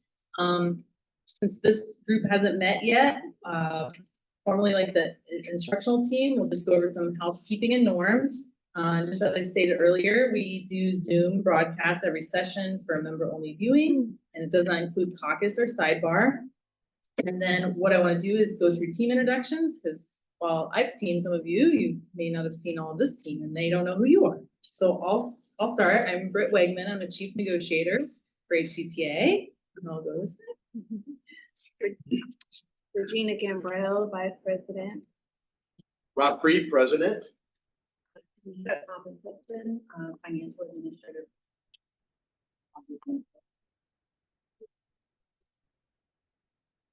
These federal.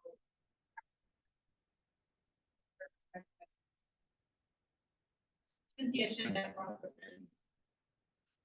Right foot here. Genesis Ultra Debt Processor. Felicity, you would help me out with Janice Carr, paraprofessional. That's the general secretary. Principal Art. Rhonda? Miller, Billy Cristobal, paraprofessional. Derek Bowman, paraprofessional. Kathy Butler, bookkeeper. Valerie Tuchman, Secretary Treasurer. Right, Kelly King, General Manager, Employee Relations and Chief Negotiator. Danielle Powell, Chief Human Resource Officer. Casey Shafter, General Manager of Payroll. Tanya Anderson, Rose, Principal, Fiscal. Jamie Lewis, CFO. Matthew Bowles, attorney at Gray Robinson. Jennifer County, Principal, Jefferson High School. Principal Campbell. Justin Yeomans, principal, fellow KE. Executive Secretary, Kelly King. Yay, nice, okay. So, I just. Yes, I do all those. Like another release. We're getting more efficient. Thank you to Julie for all of that. So to kind of put everything in context, I just wanted to review the supremacy and savings and expiration date. I think I gave you guys a. Wait, hold on.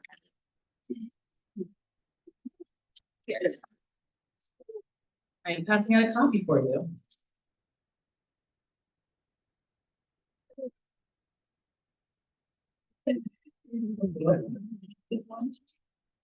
I'm not gonna read all of this, I'm just gonna kind of point out some of the things that I think are important. The supremacy clause of the ESP contract, states very clearly that the contract governs wages, hours, and terms and conditions of employment for employees in the bargaining unit. And we have two bargaining units that this contract covers, which is the paraprofessionals and our clerical. And this contract supersedes any policy, procedure, guideline, or administrative directive in with which it may conflict. So that's the context that we're bargaining. This is not a full book year, which we'll get to. And then 1.4 talks about the association, which is HCPS, a certified exclusive bargaining agent for the unit defined. It's above, but it's not here, it's in the contract, who all that is. And the board shall not recognize any other organization for the purposes of collective bargaining. The savings clause talks a lot about how if there's something that is in conflict, if the law changes, then, you know, we would bargain that, and we would not want to put things into our contract that are illegal. And so in those cases, we can compel negotiations over replacement provision. And sometimes we do that with MOUs when it's kind of an off cycle. And then it kind of talks about, again, I'm not going to read the rest there of what that is about, but I want to get to the agreement expiration. So this contract is in effect till June 30th, 2028. I mean, the full book. So the full book is not open. If we want to make changes in the agreement, we would inform each other of the intent to set forth the desired changes prior to the expiration of the contract. So typically what happens is we get to the end of a full book, we put notice on this, you know, and we open full code negotiations. We did let you know we have just like one or two things that are non-money related that we do want to bring today.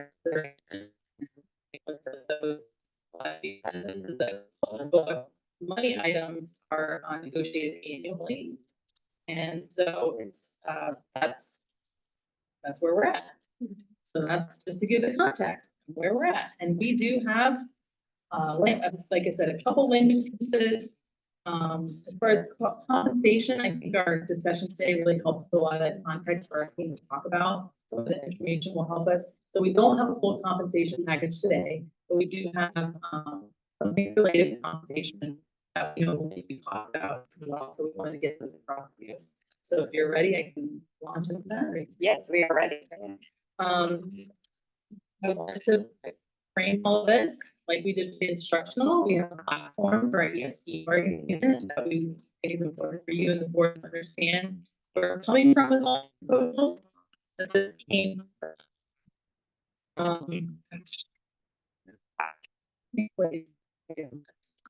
it's all employees, not just HCPS members. Bring that put on here. Oh, there it is. Yeah, 600 right there. So 600 education support professionals told us that 73% of them say that their pay does not match their workload. So that's definitely, you know, a centerpiece of what we're going to be looking at. 94% say employee safety is a top priority, which is good. That's great. We would hope that that would be there. We asked employees about their plan to stay long-term, and I think the ESP, clerical and paraprofessional unit, we see a lot of turnover. And that this data reflects that, 20% of those employees only plan to stay long-term working for HCPS, and 80% said that they are unsure they will stay or will leave within 5 years. So we know this is an issue. We deal with it here as we, talk to employees across the district. And, the priorities, I think, tie to this to try to make HCPS a place that they can stay. So our priorities this year are safe schools must have enough staff. And enough staff requires competitive pay.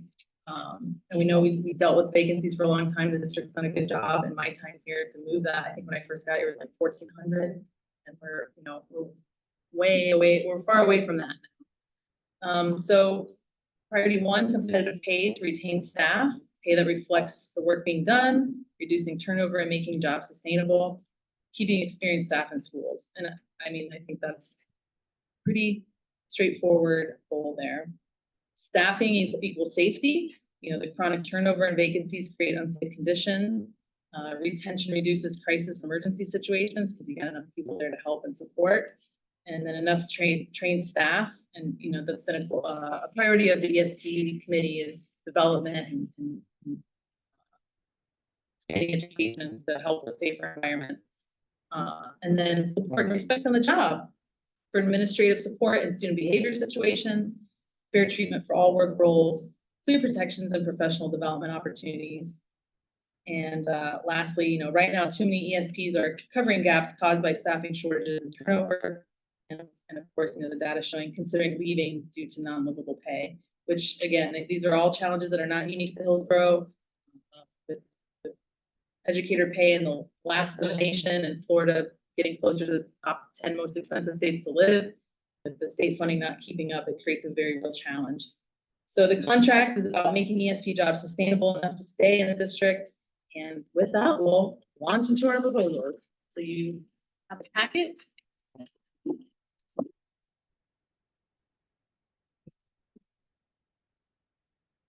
Thank you.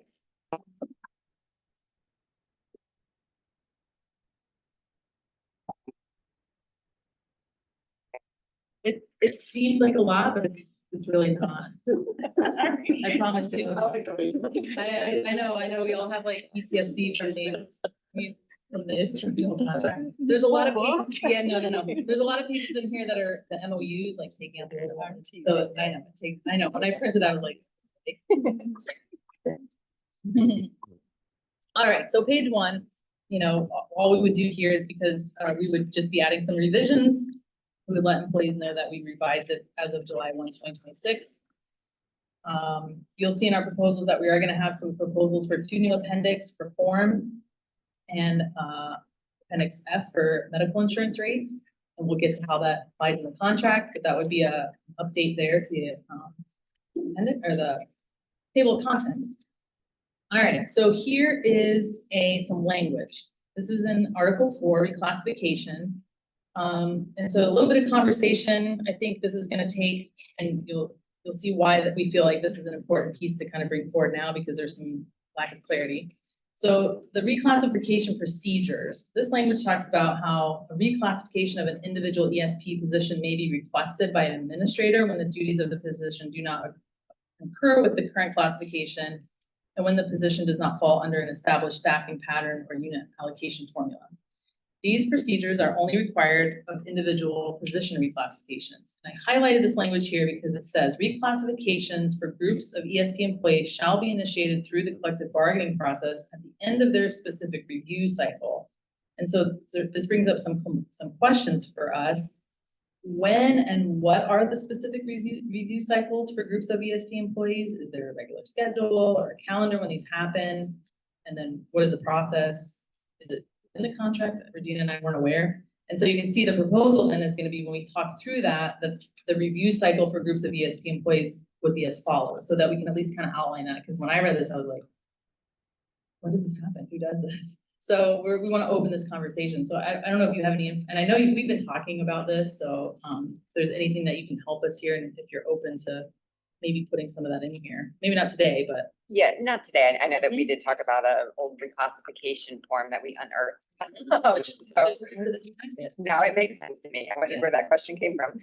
So no, we'll have to come back to you and do a little bit more research on it. Yeah, so we do desire to clarify that and just have, it doesn't have to be, you know, super specific, but just to kind of know the steps. Some of it's in here, and maybe this will take a whole revamping, but I think if we just kind of have an ABC, you know, that will help. In 4.1.2, this language talks about only an administrator may initiate a request for reclassification. An ESP may request by the reclassification request form. And you can see here what we're going to do is we're going to propose Appendix E, where the reclassification form would be.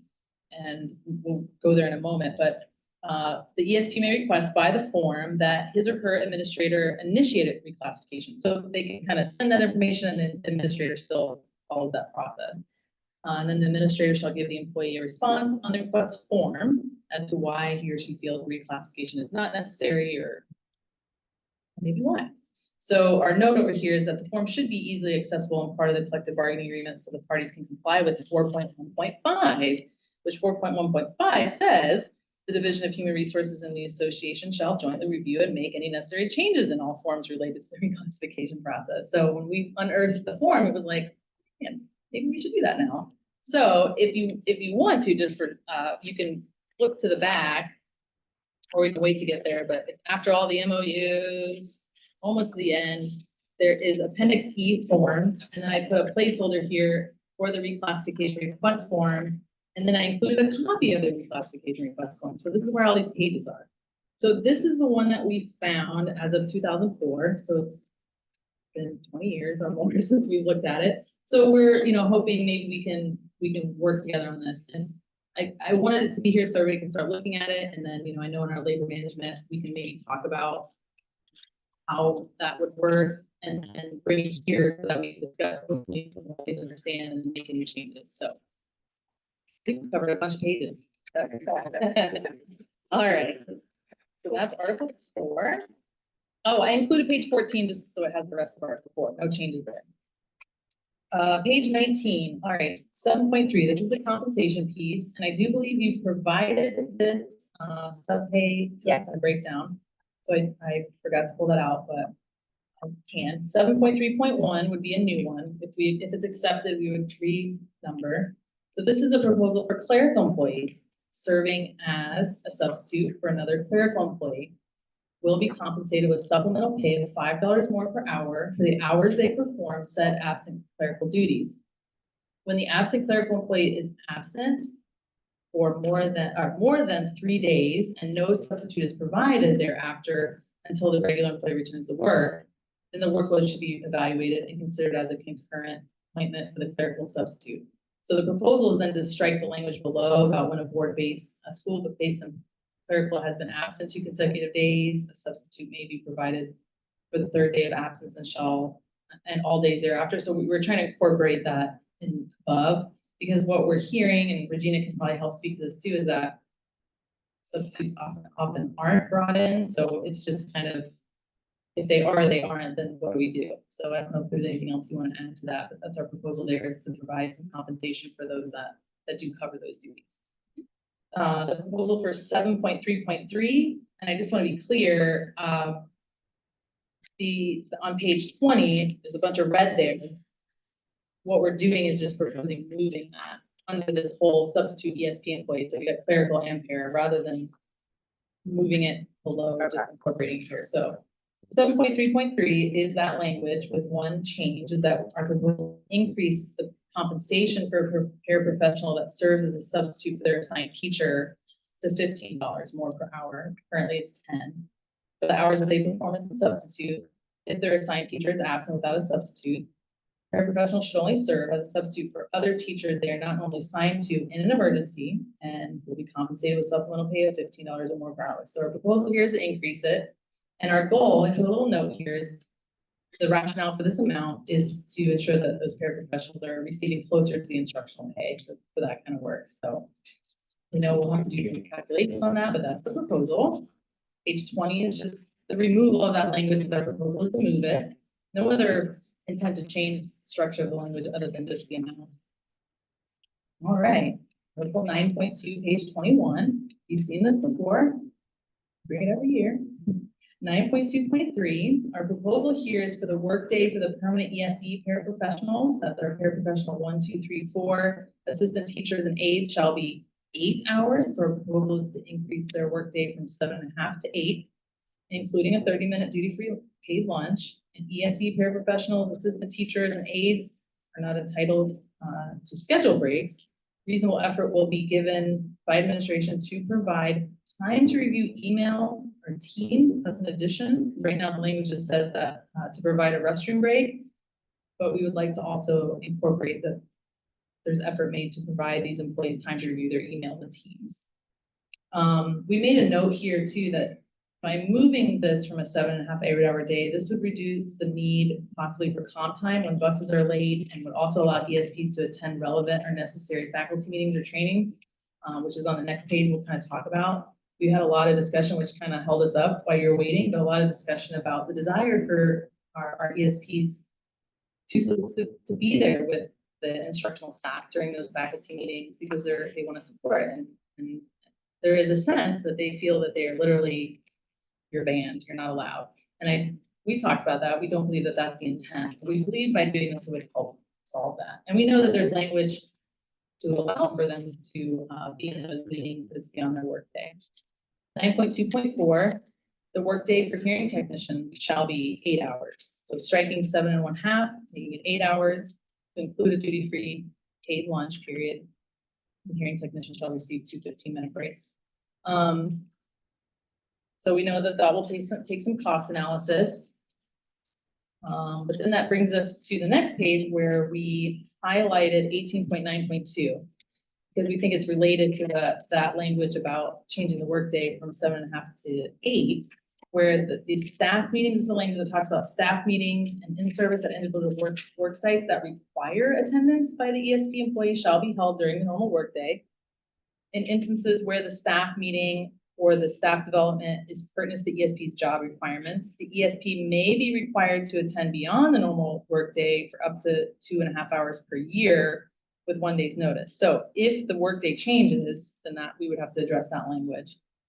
And then we do know the language already says now exceptions shall be made on an individual basis due to extenuating circumstances which prevent ESP attendance. Comp time at the appropriate rate will be given for time beyond the normal workday. So before I go into the next part about ESE centers, I think we want to ask some questions and just get some clarity. As I mentioned, we've got employees that feel like they're just not allowed to go to a staff meeting, even if they want to volunteer. And I think it would be helpful to talk about why they would not be allowed to volunteer. We know that there's compensation here, and some of them even said, like, I'd be willing to do it without comp time. We talked a little bit about Fair Labor Standards Act and, you know, volunteering versus assignment and how that has to be approved.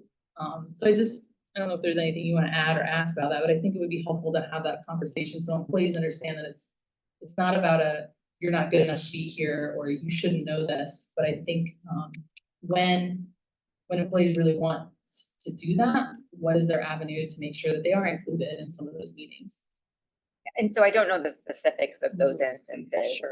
but you did reference the Fair Labor Standards Act, and if an employee is volunteering to do work that's related to their job, the district would be expected to compensate them for that. And so even though there's a desire to volunteer, you really can't volunteer for something that's related to your job. And if you can just clarify the process for employees that want to attend faculty meetings. So, yeah, they would have to seek approval from their administrator because they would then have to be compensated through compensatory time. But it would have to be a prior approval through their administrator. Okay, thank you for that. So in this same, oh, is there a question?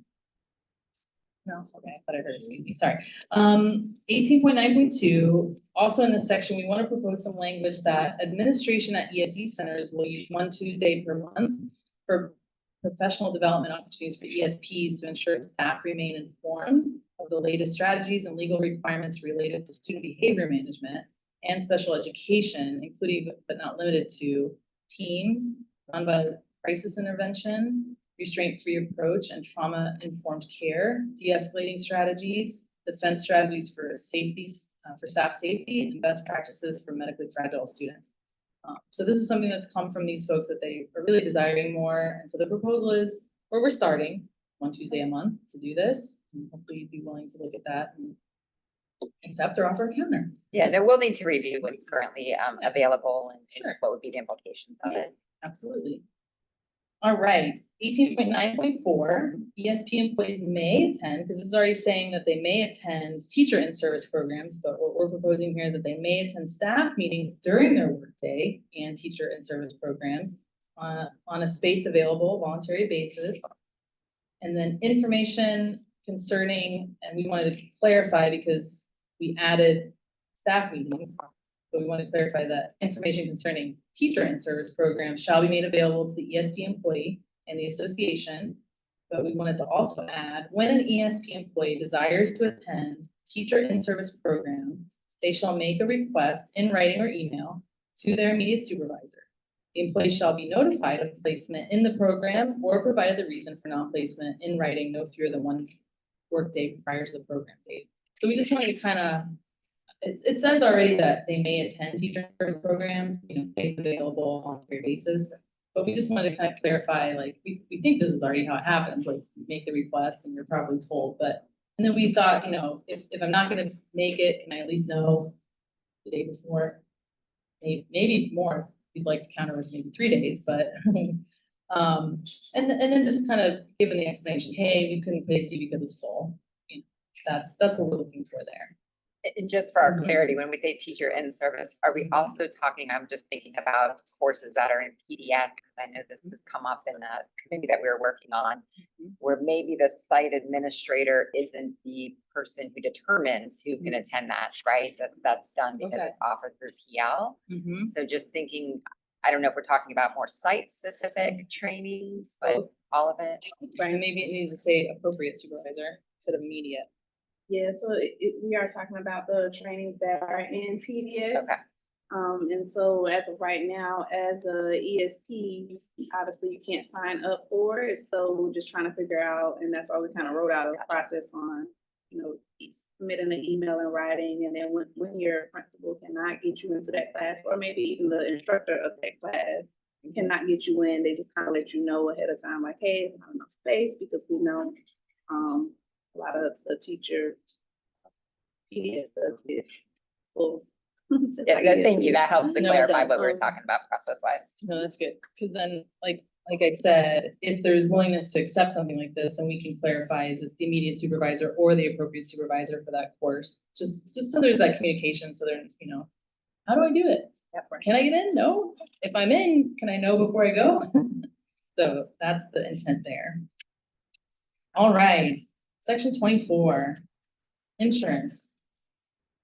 We're proposing a new section here, 24.1.7, that employer rates for all health and life insurance coverage shall be stated in Appendix F of this contract as part of the collective bargaining agreement. And you'll see what I put together there, and we'll talk through it.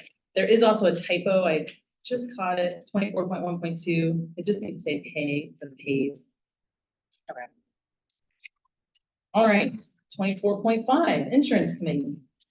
We are proposing some changes here, some additions. The language already talks about, just as the instructional contract does, the board and association recognize the importance of maintaining and balancing quality health and other insurance for employees. Towards these ends, the joint insurance committee will be established for the purpose of putting forth recommendations that shall be subject to negotiations. What we're proposing here is that each of the paraprofessional and clerical bargaining units shall be granted one representative each on the committee, so that each of those units have an additional para voice and a clerical unit voice. 24.5.2, we want to clarify that the insurance committee will serve in an advisory capacity to review and analyze the health insurance plan and any other insurance plan mutually agreeable to the parties, and no changes there. Because again, I think we had a little bit of a conversation earlier that the language already says that the committee puts forth recommendations. So they are advising, they are giving information, not a decision-making body in the sense that they make the decision and the board must follow it. It is ultimately up to the board. They have to approve it. And also, any of those recommendations are subject to negotiations. So that's why we're trying to bring it all together. Some new language here, 24.5.3. The committee shall not have the unilateral authority to approve or implement changes to the healthcare program. Final decisions remain subject to school board approval and collective bargaining where applicable. 24.5.4, the insurance committee shall meet no less than monthly to review all relevant financial utilization and plan performance data necessary to review and analyze the health insurance plan and any other insurance plan. So just trying to offer clarity so folks understand how this works. All right, appendix B will go fast. These are the MOUs. So the proposal is to just strike the outdated transformation MOU. Then replace it with the already negotiated and agreed to designated schools of need MOU, which is there, and include the new transformation MOU. So the reason I print them all out is because these are actual pages that would go in the contract, so we would TA them all. So I know it seems like a lot of paper, but that's why. All right. Appendix E forms, this is it didn't print in blue because I forgot to make it blue, but this would be a new appendix. And then I put a placeholder there for the reclassification request form. We just put the form here. We don't have any changes to propose of this yet. I think it would be good for you guys to look at it and see if there's anything that can make it clear. We want to keep it as is. I don't know. I know the committee's been working on that, but we can also wait for some input from them as well. We'd like to take that back and review it. Yeah. So we just found it thanks to you, but so it'd be there and then we can update it as needed. All right, appendix F.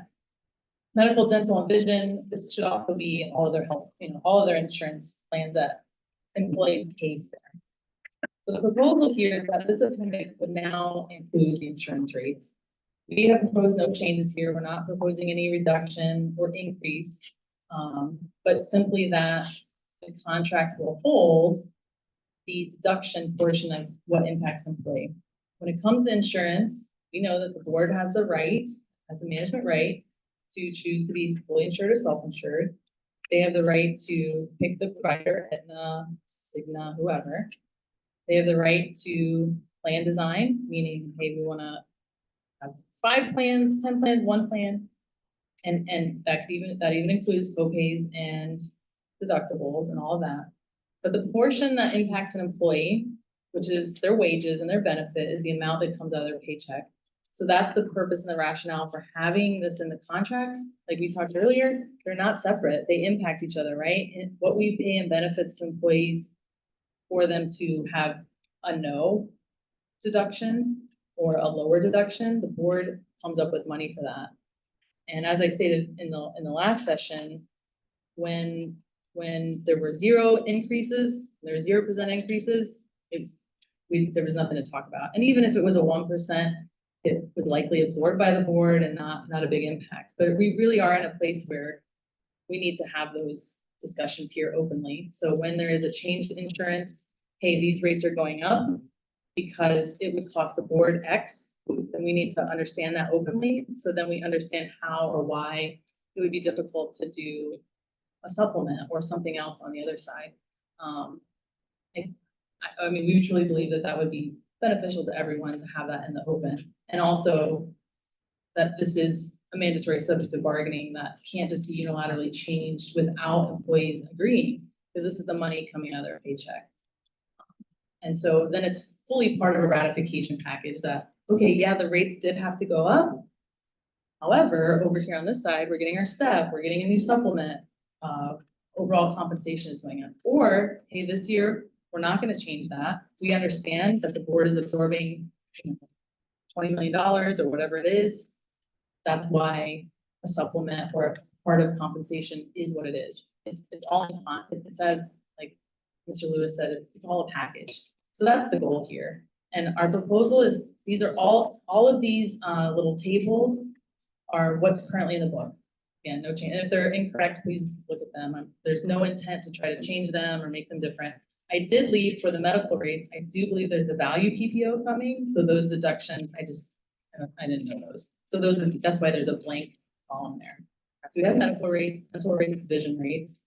We have the long-term disability, short-term disability, gap rates, supplemental life insurance rates, accident insurance, and then critical illness insurance rates for non-tobacco or tobacco users.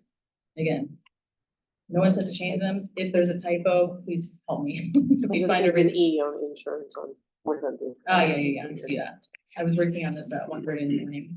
We were there with you. Yeah, I know, I emailed Kelly. He's sending us emails, was like, where am I Yep, responding? I know. Kelly's like, I hope you got rest. I hope you went to bed. So I admit there could be some decimals off, but I just wanted you to see what we're trying to go here. So then, as the insurance committee looks at things, looking at the data and, hey, these are the impacts of the school board's budget. We do recommend that this change, even if the school board approves it, that it is brought here so that employees understand and it's ratified. So that's that. I will say that was much faster than I anticipated. Given the volume of pages. But I wanted you to see everything. And then, I don't know if there's anything else that you need to add or any questions before we talk about anything else to kind of wrap it up. So, okay. Can I clear? Yes, please do. Go ahead. I just wanted to clarify, and Tracy maybe can speak to it more, and just from my past experience being on the insurance committee, even when it was fully insured versus self-insured. In past years, except for this year, the increases were not taken on completely by the employer in past years. In the past practice was that it was split. So for example, if it was going to be an increase of X amount, Sure. and that was 10%, 10% was incurred by the employees as well. And so I just think that is something to clarify for this year, that we are proposing, and what we brought to the board is that we take on the increase. Yes. Whereas in the past, that wasn't always the case. Yeah, no, and I think when we get into the compensation for, like, how we do, we have like the whole package, that should be part of it. Yeah. That should be, hey, here's what the board is incurring to ensure that the premiums that employees are having out of their paycheck didn't increase. So when we see no change, right, it's still a piece of the package because it is a benefit. And that was why I set us up with the supremacy, right? Wages, hours, terms and conditions of employment, that includes benefits. And so yes, I think that we really should, however it was done in the past, that we should move to having that be part of it so employees understand. So if there is a situation where, hey, it's more of an increase, here's why. That has a dollar amount to it. So is the increase to compensation or supplements or elsewhere proportionate to that? So that we're understanding that when there is an increase to supplements, what would that actually look like in a paycheck? And I think we were talking about that too. Yeah. So that's the goal here. And again, that employees can ratify that, and that they can see that what they are voting on as far as their compensation includes, yes, we are agreeing or we are not agreeing to have more or less taken out of our paycheck. And that's the correct way it should be done. And for both, so the board sees it, that employees see it, and it's all done according to law. And we appreciate that. Anything else? No. Thank you. And then just to wrap up, I know I put at the end here kind of some additional information. So I know we sent the big, long, giant list of things. And I know some of these aren't ready yet, right? As far as like the AFR for the last year and the budget, but looking at 24, 25 and 25, 26 with district summary budgets and annual financial reports, if we can get those in Excel, that helps, because then we're not trying to make up numbers or read on the PDFs on the DOE website that don't convert very well for us. And then the employee data, what we're looking for, and I think Brad helps with this maybe, I'm gonna call Brad Woods, because he helps us pull these lists of employees that, or at least numbers of employees that are provided by Teach for America, EPI, and maximum staffing. so that we can look at that data to understand how it impacts because these are employees that are doing work, related to what our bargaining employees do. The budget presentations, I think you guys have always done a good job. We've done them at the board, and the one that Jamie did today would be helpful to have. And then vacant positions. I put a note here, a list for each bargaining unit of all the current vacant positions. And we know that like if you pull it at a point in time, it changes. I think it just, again, and just understanding it's a snapshot. And then for each bargaining unit, a list of positions filled by a long-term sub during the first semester that we know of. If we know that there's gonna be a long-term sub in that 26 coming into this first semester, if we know that. And again, understood that it might change, just to give us an idea. You guys have already given us the information for number 4 and number 5. And then number 6, I know we talked about ESSER, if there's a breakdown of ESSER funds spent last year. I think that was the last year it could be spent. If there was any, if it's done, then let us know that. But if there was any, I just can't remember the timeline, just let us know that. And then we gave you a few requests today during the budget presentation. I listed on here also a new A and B. If you could give us a comp time payout for 24-25 and 25-26 to date by unit, including loss and worksite and job title, the best you can, that would be helpful for us to understand that and then educate employees and understand with their compensation. The other one, the professionals as sub pay, you already gave that to me. I think that was on that supplement list, so you can disregard that. Other than that, if there's any questions about anything we have here, you need to talk to me and say, hey, we can do this, but not that, please let me know.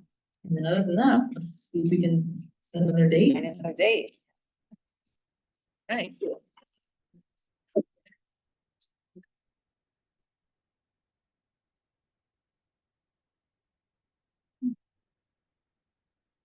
Okay.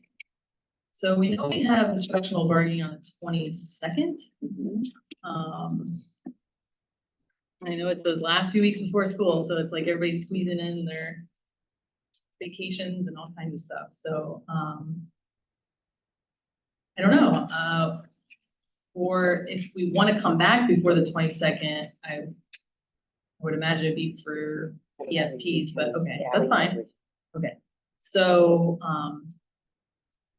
the week of the 27th through the 31st, with the first week of school, that made, you know, that's tough for folks to get out just because it's the first week, but do you guys have any ideas or suggestions? Then we can check. Or you all? I haven't been on vacation all, so I'll be here. Like, if you want to get back to us? Talking Sure. back Yeah, Yeah. absolutely. But I the know. other time It gets a little crazy. thing I know, that I you know. might be able to do. Yep, that's really fine. Because sometimes it's easier to like talk amongst yourselves and figure out that date. And totally fine. Yes. Yes, we're fine with that. And with the July 30th date looming for. Budget. Yeah, so I know we have the 22nd, and I know the goal there. We'll be in touch because I think I know the CSP, but speaking of instructional with the TSIA, we talked about it a lot. Like the more that you all have an understanding of how that, like you have to follow that, you know, let us know. So then if you want to say, hey, we're going to bring it just as a, so you can have it to then develop the rest of the compensation proposal, we're happy to do that. And then the 22nd, maybe move more on language. Just let's put it hold right now for the Monday, the 27th, Okay. for like both Okay. things. Okay. We already have that date, and if we want to make it noon when our other time is, The or only at issue what, with that, whatever. is the new teacher free going to be done up here? No, no, we're not taking that until the 30th. So that's on the it's third, this- though. Sorry? Is They it wrote gonna it be- down the first. The 27th is fine. Oh, Monday, okay, the I just, 27th of sorry, July. I'm looking at the wrong date. No, 27th is good. I was looking, okay, 27th is good. Just Tentative, yeah. tentative, yeah. Would you, I'm trying to get some of is your, the. this Yeah, area? that's what I was, sorry, we do have some stuff on third floor, but for you guys in caucus, I think we'll be okay with the room you're usually in. I think we're using the other Other side, time. or you'll just have to be around a bunch of packets. So, I think we've done that before too. Yeah, Do we have? yes, 27th. So 9 AM start? Yes. Say that again? That would be for both. So what we're looking at is doing Monday, July 27th at 9 AM for both. We'll talk with Kelly more to see about if we want to start with ESPs and start with instructional and who comes when. Yep. I'm thinking ESPs would start just because we can. And we'll have met on the 22nd Yeah, then prior we to can that, decide. so we'll know a little bit more about Okay. where we are. Alrighty, and I will send this to you electronically, so you can edit it and check in my. Brain papers. Alrighty, well, thank you all, and we gave you all I love public school stickers, because I feel like that was a really, theme of our discussion today and what we all face, so. You can, no, they're for you, so you can swap, if you want to circle one and you didn't get a circle one, or you want a bumper, I've got more, so. Thank you for all. that. Thank you.